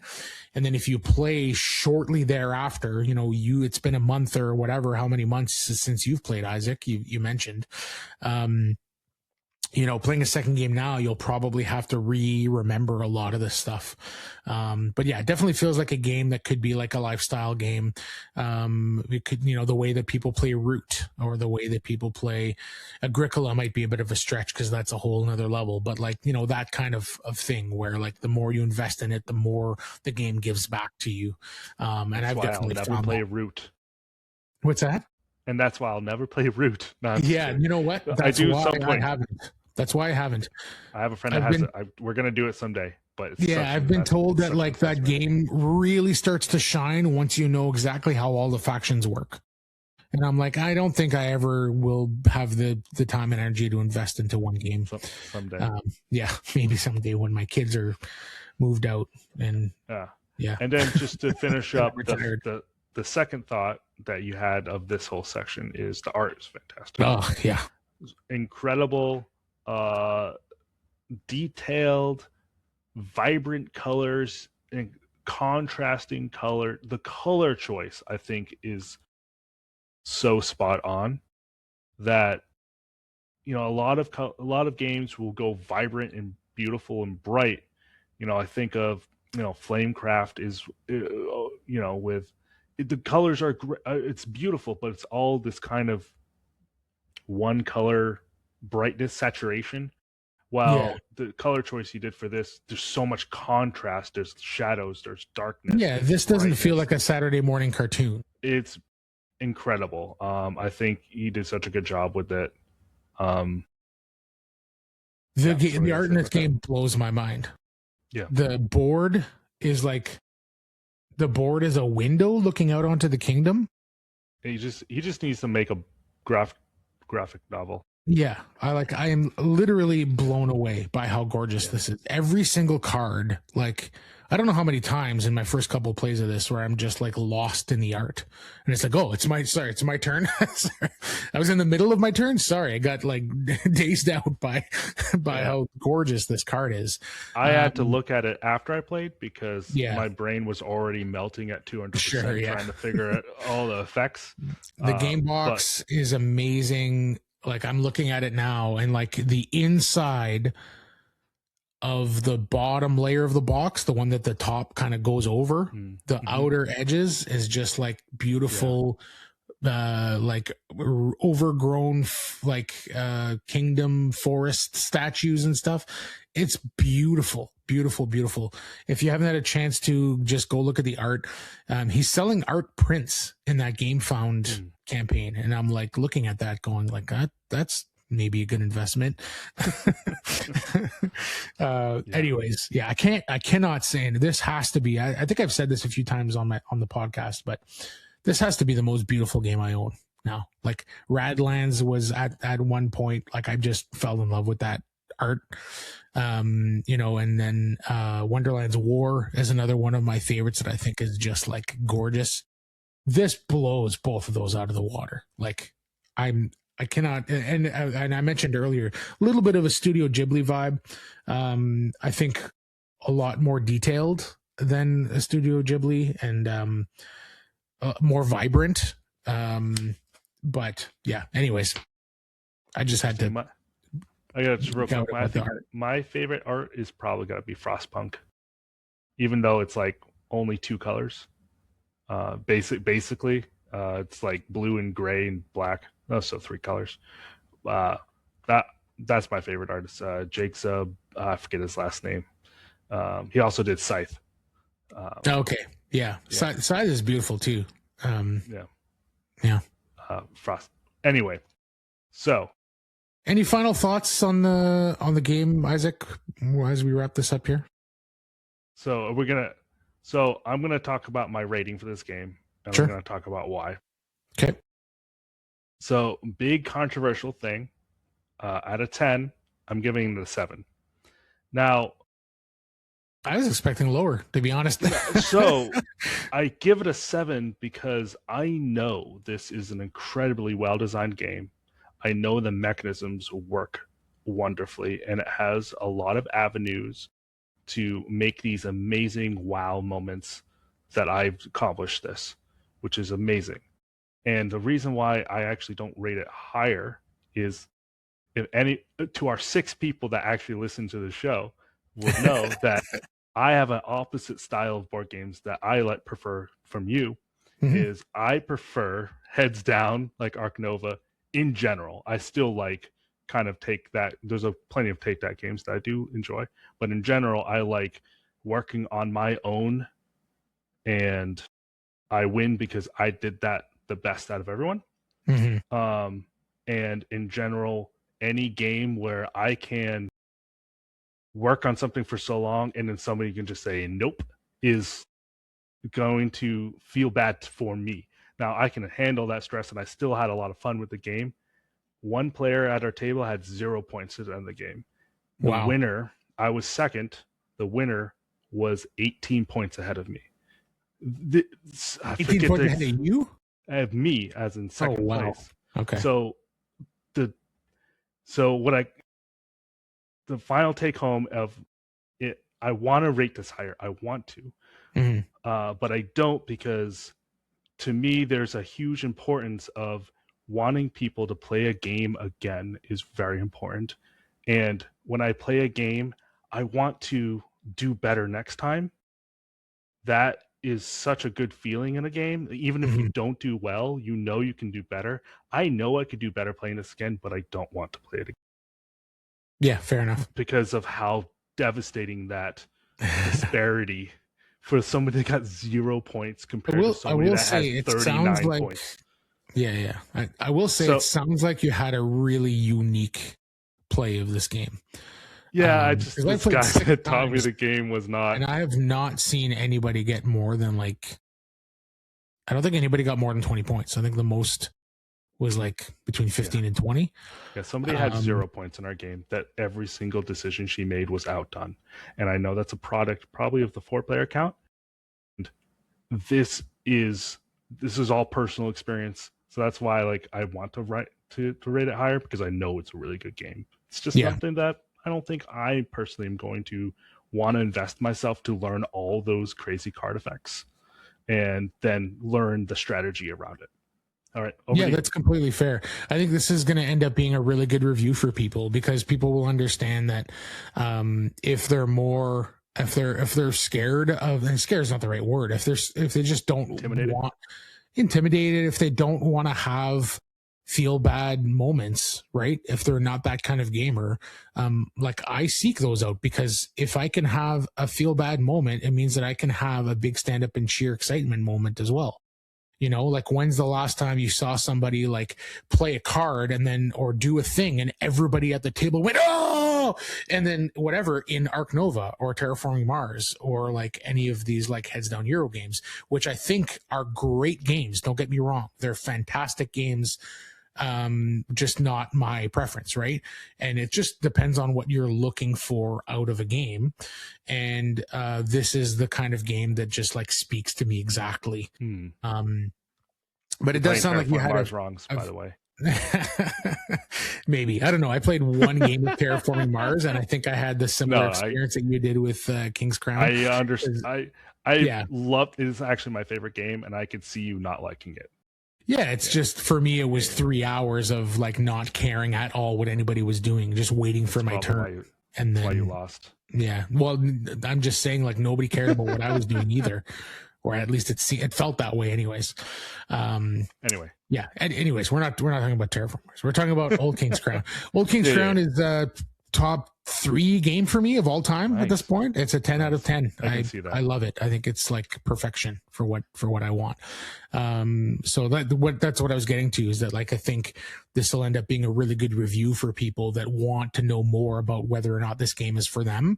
Because they'll figure out, am I on the Isaac side of the pendulum, or am I closer to the Matt side of the pendulum?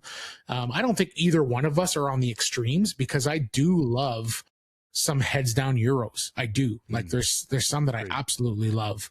As long as they're not super overly long, I am 100% down to play those types of games. They're just not my favorite, right? But so depending on where you land on that pendulum, I think this will be a good opportunity for you to decide whether or not Old King's Crown is for you. All right, let's get to our Kingdom of Heaven review. It was released in 2005, directed by Ridley Scott.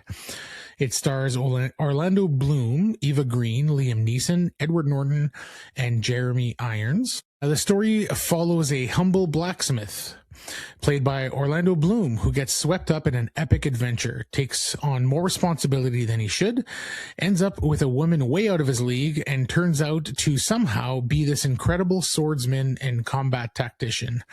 The movie, though, really loses me when we find out the crew of the Black Pearl are actually just undead pirate skeletons afflicted with a curse. I'm not sure what that's all about or what it has to do with Jerusalem. Oh, wait, did I watch the wrong movie? Don't forget about Professor Lupin from Harry Potter showing up here and there as well. Right, yeah, and he's trying to remember his name. Thewlis, Edward Thewlis, something Thewlis. Anyways, I think he was actually in one of the David Thewlis. David Thewlis, thank you, was actually in one of the Pirates of the Caribbean movies too, believe it or not. Yeah. That's true. All right. The real synopsis is that a humble blacksmith discovers that he's not just good with a hammer, but also apparently qualified to become a knight, a master military strategist, and a moral compass for an entire kingdom. After a brief crash course in swordplay, he heads to Jerusalem, where he proceeds to win respect, navigate complex political tensions, and casually outshine people who've been doing this their entire lives. Along the way, he befriends kings, clashes with hot-headed warlords, and delivers really unconvincing speeches. Naturally, when everything falls apart, as it tends to do in medieval epics, our blacksmith steps up to defend a city, organize its people, and negotiate with legendary leaders like it's just another day at the forge. In short, one man, zero formal training, and an impressive ability to rise to every occasion as if destiny personally fast-tracked his abilities. So that gives you a little bit of my thoughts on Kingdom of Heaven. And having said all that, it sounds like I hated the movie. I didn't. I did enjoy the movie. You hated the movie. It does sound like I hated the movie. I think it's extremely flawed. But I think Ridley Scott's direction and some of the action set pieces and choreography and war scenes kind of save the movie and pull it out of the dumpster a little bit for me. So that's a little bit of my thoughts. We'll get a little bit more into it. But I'm curious to think, I'm curious to hear what your general thoughts are on Kingdom of Heaven. I guess, first of all, did you watch because famously this movie had a theatrical cut that did not do very well with critics, and then had a bit of a second life when Ridley Scott released a director's cut that was like 45 minutes longer. I think it's just a little over 3 hours and 15 minutes or something like that. That's the version I watched. So this was the first time I've ever seen it. I never even saw that original cut. Isaac, what cut did you see? What's your experience with this movie? And what are your general thoughts?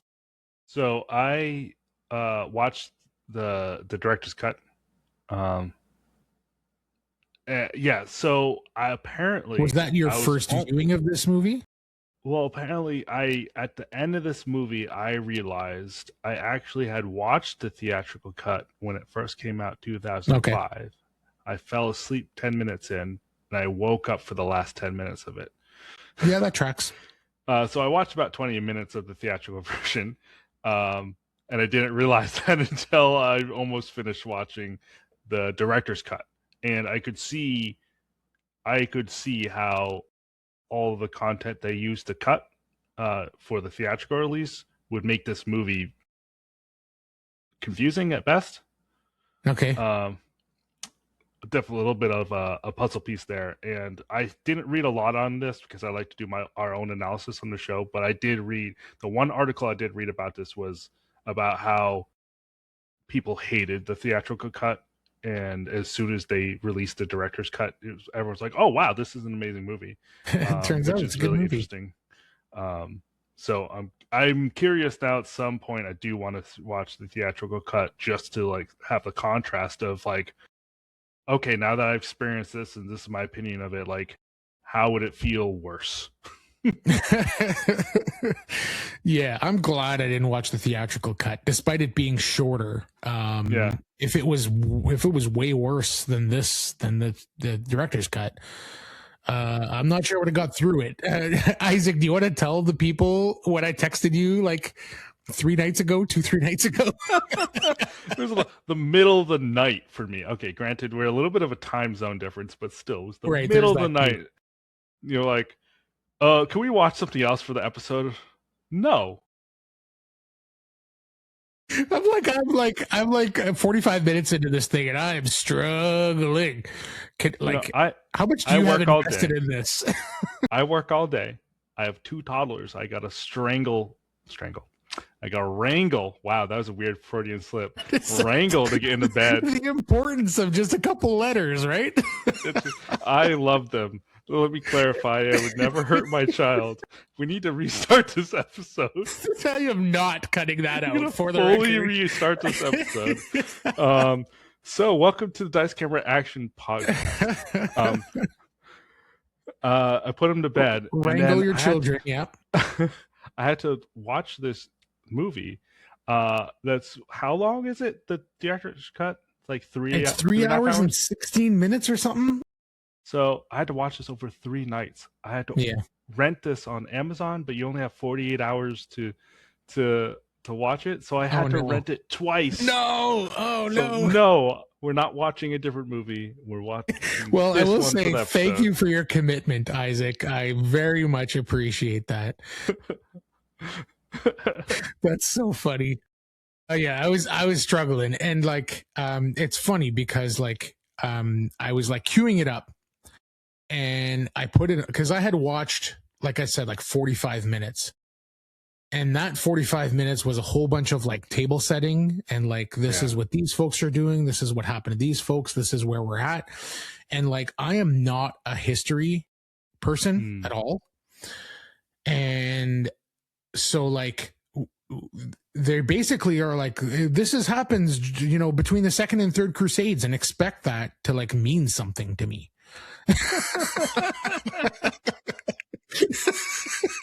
So like, I'm like, okay, you're not familiar with our medieval crusade history. Yeah, so like, I'm just not that interested in history in general. Sorry, like, and so yeah, like, 45 minutes into this movie, Orlando Bloom is now in Jerusalem talking to this, this king. I'm like, the king of what? The king of who? Like the king of Jerusalem? It's a city, is it not? Like, I am just like a little bit confused.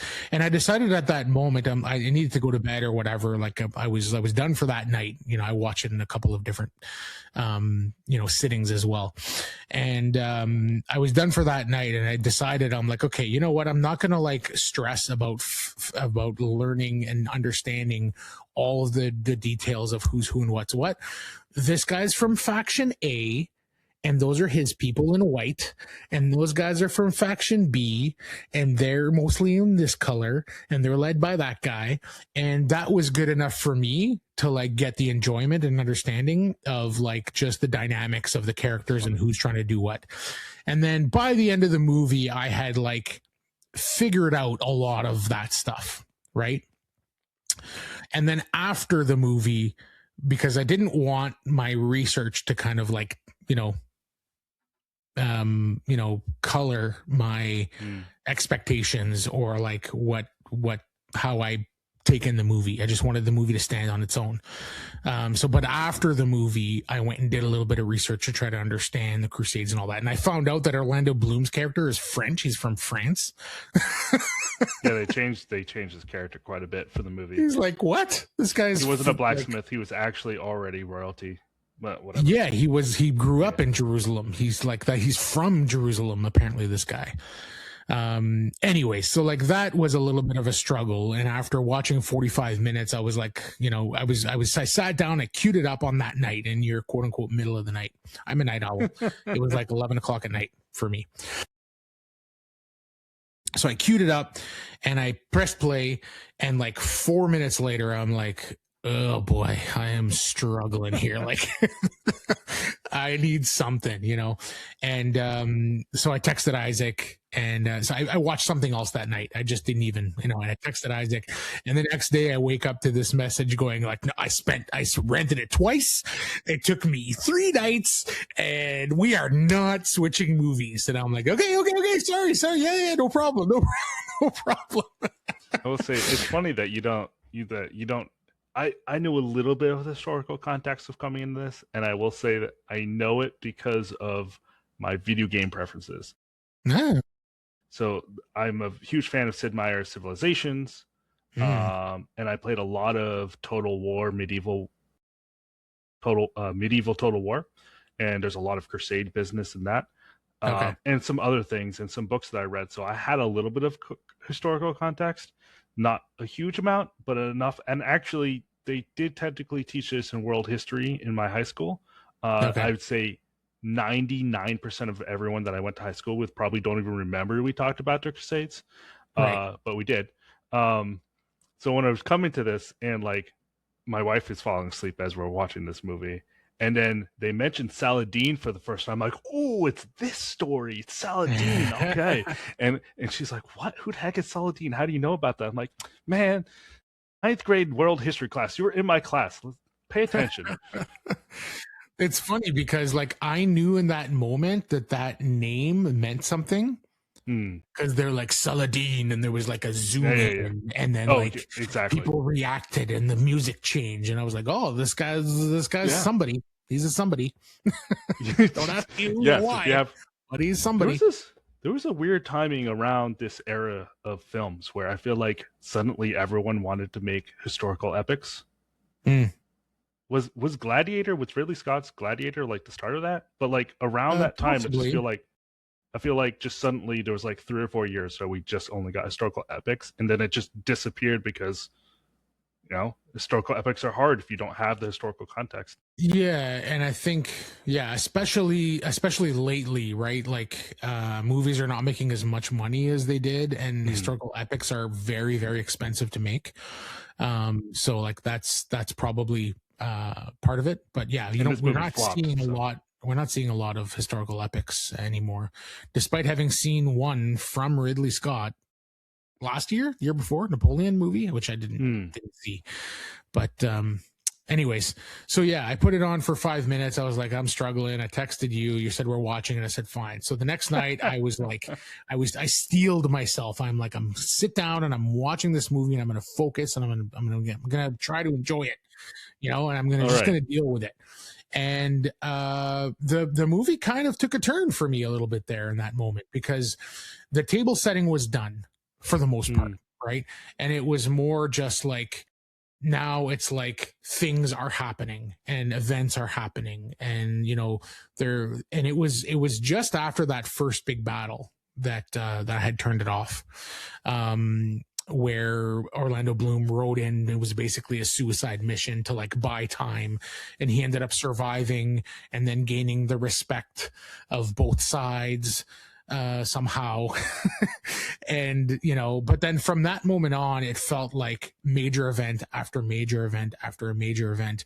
And it was funny because I kept thinking like, the pace of this movie has gone from a snail's pace to like a bullet train, because like there would be a scene where 2 or 3 characters would be like, what's going to happen is this, and then you're going to cause a battle, and you're going to cause this war, and then cut, next scene, it's the war. They did that like 3-4 times. I'm like, this is great.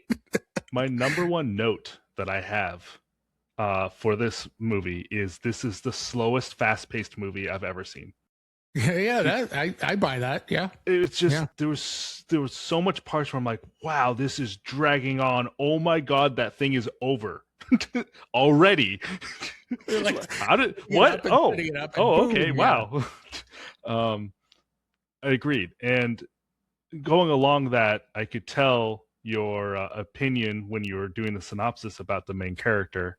There's a strange level of no competence in this person, followed by this huge amount of competence. Yeah, there's a major gap there. I just feel like it was so slow that they had the opportunity to build him up towards this competent leader, but it wasn't. Just give me a montage. Just give me a montage of him training. Just like just a 45-second montage. And in the end, I have a lot else to say, but in the end, what I think this actually could make a very good miniseries, where you could kind of split up the major battles and events and then have some context to each one of those. I think that would make sense. As a 4-hour movie, it was too much was trying to be put into this movie, and the build up was slow and then suddenly not justified because it wasn't enough. And I'm not sure how it felt like that it was the slowest fast-paced movie I've ever seen. Yeah, and then once we got to that last hour, it was like setup scene, combat scene, setup scene, combat scene, setup scene, combat scene. And luckily, each of like those combat scenes, and for me, this is what saved the movie, is Ridley Scott's direction and these epic battles that, you know, saw lots of stuff in there that I hadn't seen before. It's always really, really fun to root for the underdog. And they were set up as like this Helm's Deep type of situation where they're like behind this wall and they have all these tactics to just try to defend and defend and defend. Which historically was what happened. Right. And it's just like fascinating to watch. Yeah. And like some of those tactics and stuff was just really satisfying and really fun. And you're like, hell yeah, you go, Orlando Bloom, even though and you know, and I'm just jumping right back into a criticism here, because as I'm watching these scenes and thinking about it, I'm like, okay, so the timeline of how Orlando Bloom became king, the leader of Jerusalem, essentially, is that he was a blacksmith. His father shows up.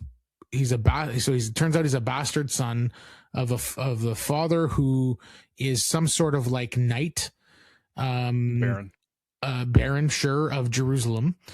And so he goes there and then falls in love with the sister of the king.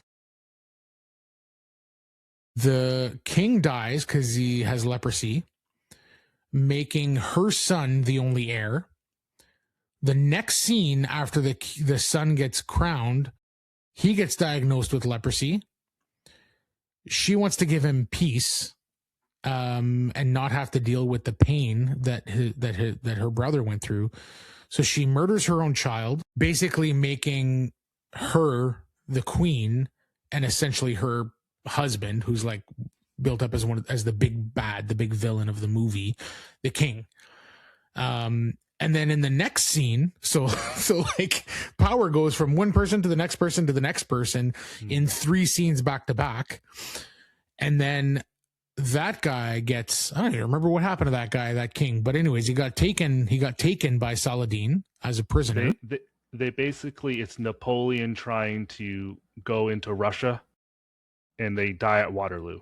That the metaphor. Oh, well, why didn't you just say so? So he that means nothing to me.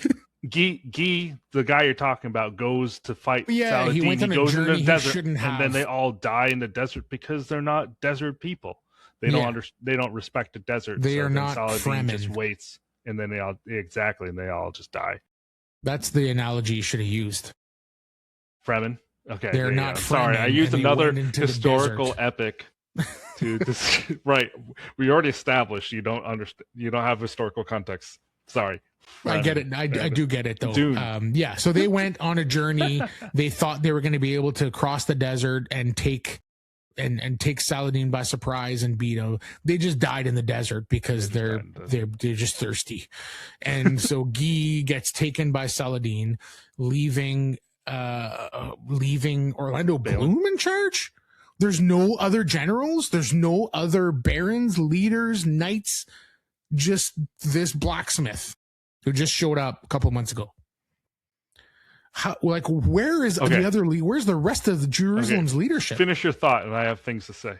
That's it. That's like, where's the rest of Jerusalem's leadership? All right. Why does Orlando Bloom? Why does Legolas end up defending Helm's Deep? God, first of all, it's a Legolas, right? Like, what did I say? No, I'm saying like that's why he's well, the that's leader, why because he's Legolas. Yeah, it's, okay, fair enough. Yeah, I take it back. Yeah, duh. Like I would let him lead my. Like, he could show up like this is your house now, right? Yeah, he's more like Will Turner from Will Turner Pirates. I think you're missing some of the subtleties of this movie. I know you're saying that some of the greatest scenes were the battles, and I think that final battle scene is amazing. That's definitely the pinnacle of the movie. Yeah, so good. It's like almost Home Alone-esque, like in its way of like winning the battle. But I think some of the central themes about this movie is around these conversations between the characters. You said that Guy, that is like the big bad guy in this movie, and like he's not though, but you want him to be. But the big bad guy is Saladin, but there's something about Saladin, even though he's a ruthless kind of like war type of guy, there's something about at least a morality and an honor to his system, even if it doesn't align with whatever morality you have. Like there's something honorable about this. Actually, I wonder if this. Now I'm thinking about this. I wonder if this is why this movie didn't do so good. This was like right post 9/11, and there was a lot of like sorry, I'm getting into a different subject. No, I get. Yeah, that makes sense. But anyway, there's something about there's a lot of like honor bound in this movie, and some of the best scenes in this movie are just really hard to pick up on the weight of it. And I think of this one where the King of Jerusalem is standing in front of Saladin right outside of one of those first battle scenes. The guy, one of these guys is destroying all the villages around because he's a giant dick. Saladin comes to go murder him, right? The redhead guy. Now, obviously, the King of Jerusalem can allow that because, it's his guy. You can't just let him attack a castle. They basically, the two leaders, like stand there and they could just all kill each other through this incredible short exchange, very tense exchange. They both end up having peace in that situation with a very quick dialogue. And I think there's a lot of messaging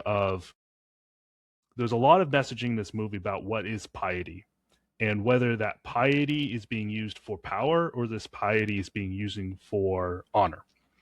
And it almost feels like there's a little bit of an attack on the historical context of what was a Christian back then in this movie. Because there's a lot of like, there's almost like literally one of the characters at one point said the 10 Commandments, we don't need to listen to that. We're the elite. Like there's like, I'm pretty sure one of the sister, the Sibla, whatever her name is. One of the characters literally, what? Yeah. One of the characters actually literally says that. And so there's a really interesting dynamic of what is power versus honor. And that's where I think some of these should be the conversation about this movie, and why I think some people actually really like this movie was those more subtle interactions. And that's why like it's kind of hard to see it that way, but Balin, that's why he ended up becoming the leader of Jerusalem, because he actually is one of the only honor-bound, pious people in this entire movie, other than the king who dies and the king's right-hand man, which doesn't matter because he doesn't actually have power, because the Guy character, who's like, you want to be the big bad guy, but he's not. He's just he's the paragon of, he's the representative of piety, but for power. Versus actual being a knight crusader, a Templar. Like he's just a giant douche, and he does everything he just won't, thinks of only himself.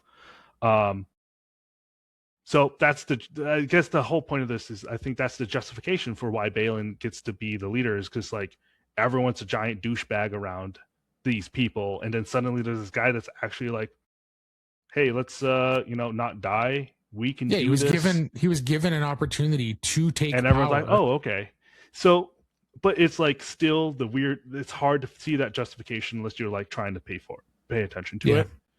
But I think the crux of what you're talking about here, the scene where that kind of comes to fruition in the most obvious way, is when the king says that he basically offers him to be the leader of the army, of the Christian army, and said that if we have Guy killed, will you marry my sister and take the army? And he says, I won't do that, because I'm not going to be the reason that a man dies. I'm not going to be the reason that you go and kill Guy. And so I can't do it. And so that's the kind of like the best example of what you're talking about here, of 100%. Piety for honor and for the greater good.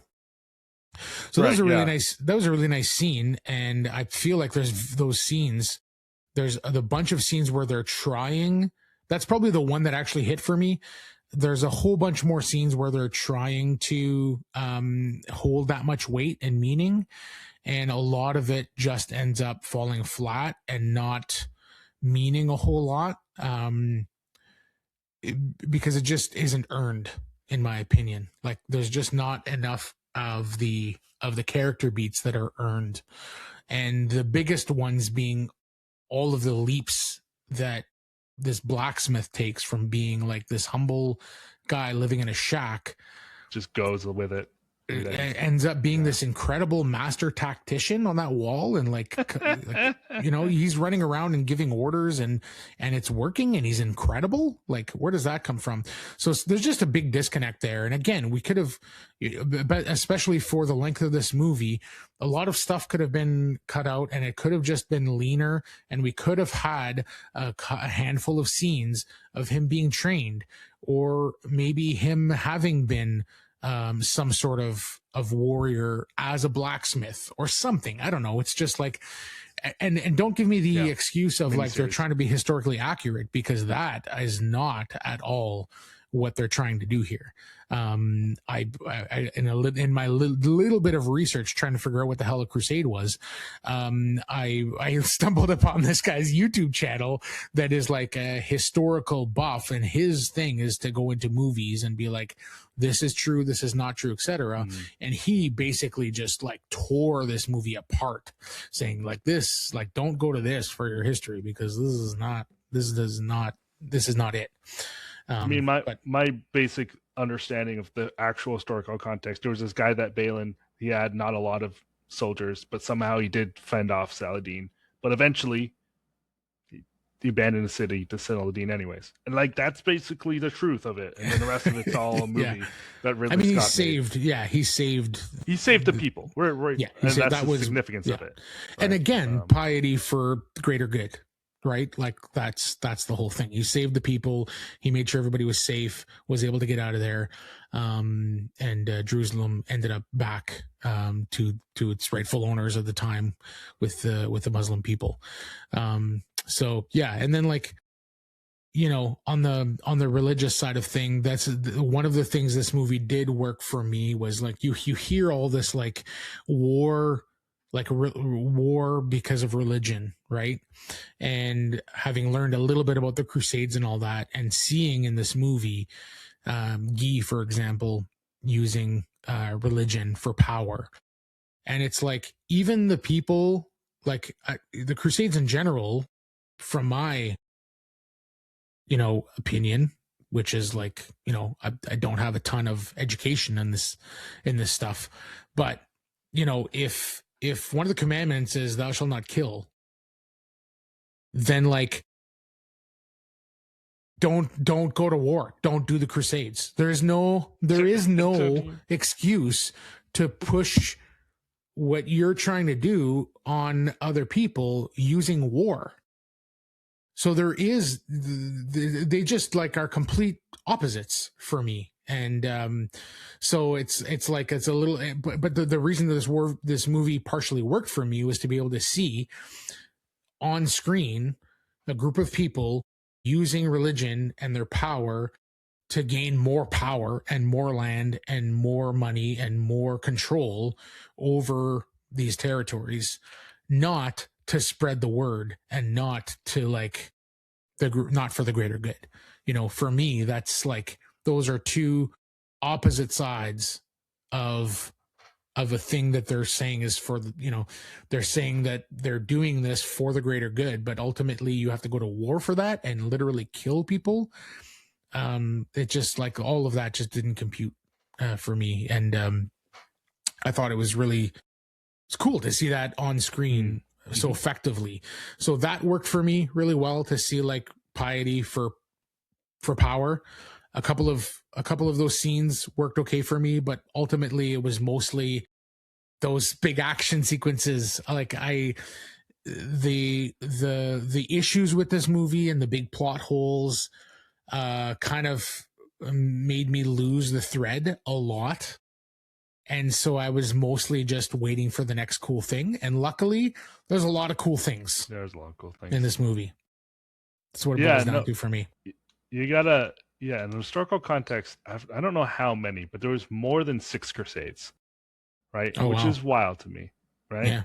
Just a bunch of them completely failed. Some of them were successful, depending on what you say is success. Sure. In the terms of what was success for the Crusade was retaking Jerusalem. And there were points where, the reason why I'm saying this, there were points where there were Muslim, Christians, and Jewish people while living, quote, harmoniously in Jerusalem at the same time. Well, this period of time, right, between the First and Second Crusade, from my understanding.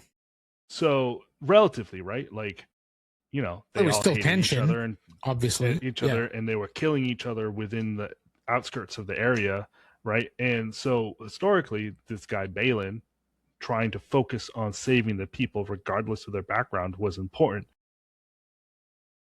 Translating to this movie where he's making this big speech, it's like, we all come from different backgrounds, but together we will fight. It just like feels like that didn't happen. Speaking of Balin's speeches, and this will probably be my final thought, and I'll try not to ramble on too much here. But he had 2 speeches, 2 kind of big speeches near the end of the movie. One was right before they started the big final conflict, right? Which is like the last hour of the movie, because there are, like, I think 3 battle scenes where they attack the wall, they fail, they attack the wall, they fail, they attack the wall, they finally get in. So before that whole kind of last hour, he's kind of like standing up on a wall talking to a huge group of people. And I think the idea there is he wants to convince them to defend Jerusalem. I don't even remember what the purpose of that speech was, but the reason that speech hit me in a really interesting way is he says, I'm paraphrasing, he says, this city was taken by Christians over 100 years ago, long before any Muslim who's going to be attacking us today, or whatever soon, whatever, was born. And everybody who lives here and whatever has been here their entire lives, and nobody was alive and participated in the taking of this city. Right? So all the people that are there, that are living there, didn't participate in stealing that city from the other side, and nobody from the other side was alive when that happened. So none of them were quote unquote affected or whatever.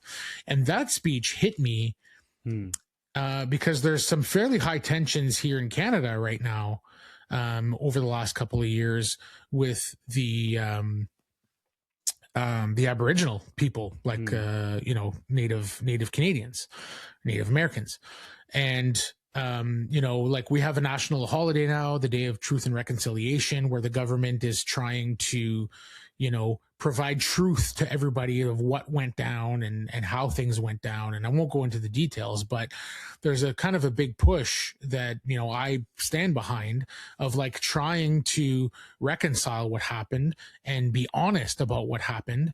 And like, you can't undo what happened, but you have to honor it and you have to be respectful of it and you have to do what you can, to try and reconcile as best as you can.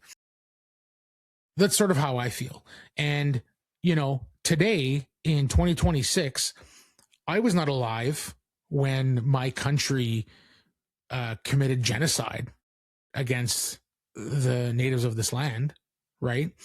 But I still feel some level of guilt for that. And I still, and it's still important today. And so that speech that he says, where like, nobody was alive here when, blah, blah, blah. So why are we at war? Why are we even doing this? Blah, blah, blah. I'm like, it's, the history matters, despite me not being a history buff, the history of the people, of your people and of other, whatever groups matter. So I thought that speech was interesting and kind of like triggered a familiar thing. And I don't buy what he was trying to sell there for that reason. And then the second speech is the one before the very, very, very last battle. And he stands up and he's right after he knighted everybody, I think. And his speech was basically like, I'm paraphrasing, it is super short, but it was staged. He was standing up on a thing. And everybody was listening and it was quiet and there was music and it was staged like a big speech. But basically it was like a 20-second thing where he said, if we don't fight today, your families will all die. we have no choice but to just fight this head on and defend as much as we can. And I'm like, that's your motivation. I know. And then somebody in the crowd's like, we're not knights. He's like, you're a knight now. Yeah. Okay. Yeah. A lot of little moments like that didn't quite work for me, but it's probably because the movie lost me early, right? Like if I was trying to like that stuff and if I was like trying to buy it, I would probably have enjoyed a lot of that stuff a lot more, but the movie lost me early. And so I was just waiting for the next, like I said, I was waiting for the next cool thing. Luckily there was lots of cool things. There's one scene that I completely like.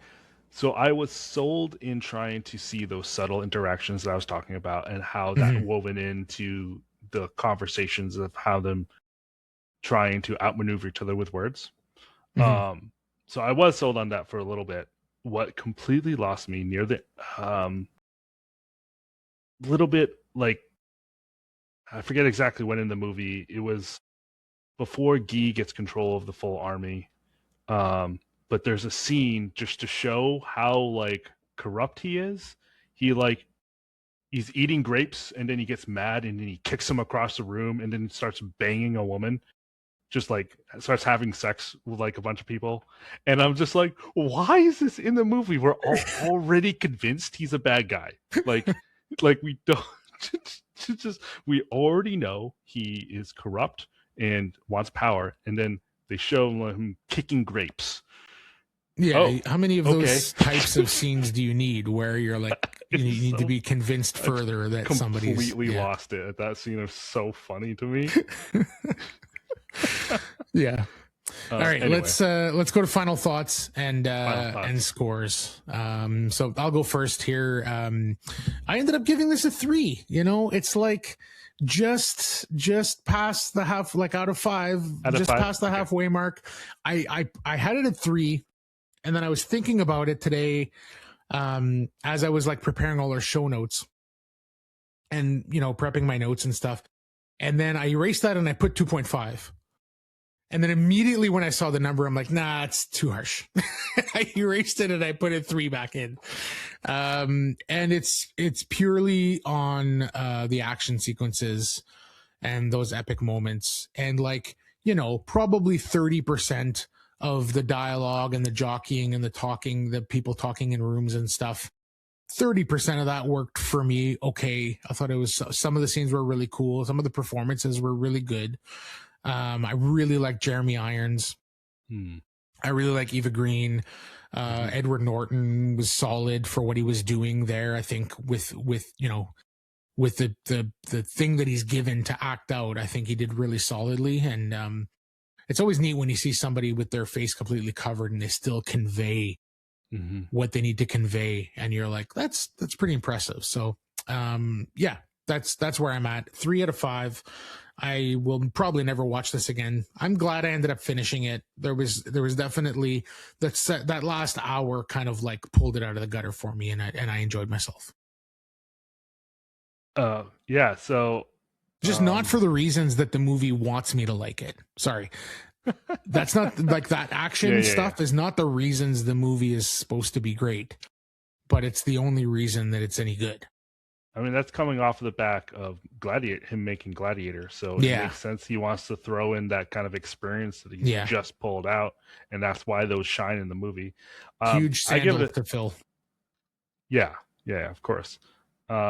I give it 3.5, and I give it a slightly more edge than what you're saying, because I actually did appreciate some of the more in between the action scenes of, but it's just something about, you want the weight of a tension of a non-combat scene to feel the progression of the story through almost not words or words, and that posturing. And a lot of movies do that really well. This movie had it, but it wasn't shined around it. So I feel like if that was more of, there's a lot of movies that has political intrigue, and that's the focus of a movie. I just feel like this movie was trying to do too much, and because of that, the political intrigue parts got diminished, and the battle scenes themselves got a little diminished because of that too, because they were trying to do everything. And that's why, like I said, if this was a miniseries maybe, or they just focused on one thing, I think it would have worked better. But I did enjoy the ride after, also, like you said, after you get past the beginning, it's like, oh, okay. Slowest, fast-paced movie I've ever seen. Very cool. So I gave Kingdom of Heaven a 3, Isaac a 3.5. Thanks for listening, folks. If you're enjoying the podcast, take a few minutes to rate, review, and subscribe, whatever platform you're listening on. Follow me at Dice Camera Action Pod on Instagram. You can email me, dicecameraactionpod@gmail.com. Thanks, Isaac, for doing this. It was a lot of fun. Yeah. Thanks for texting me in the middle of the night. Take care. Take care, folks. Cheers.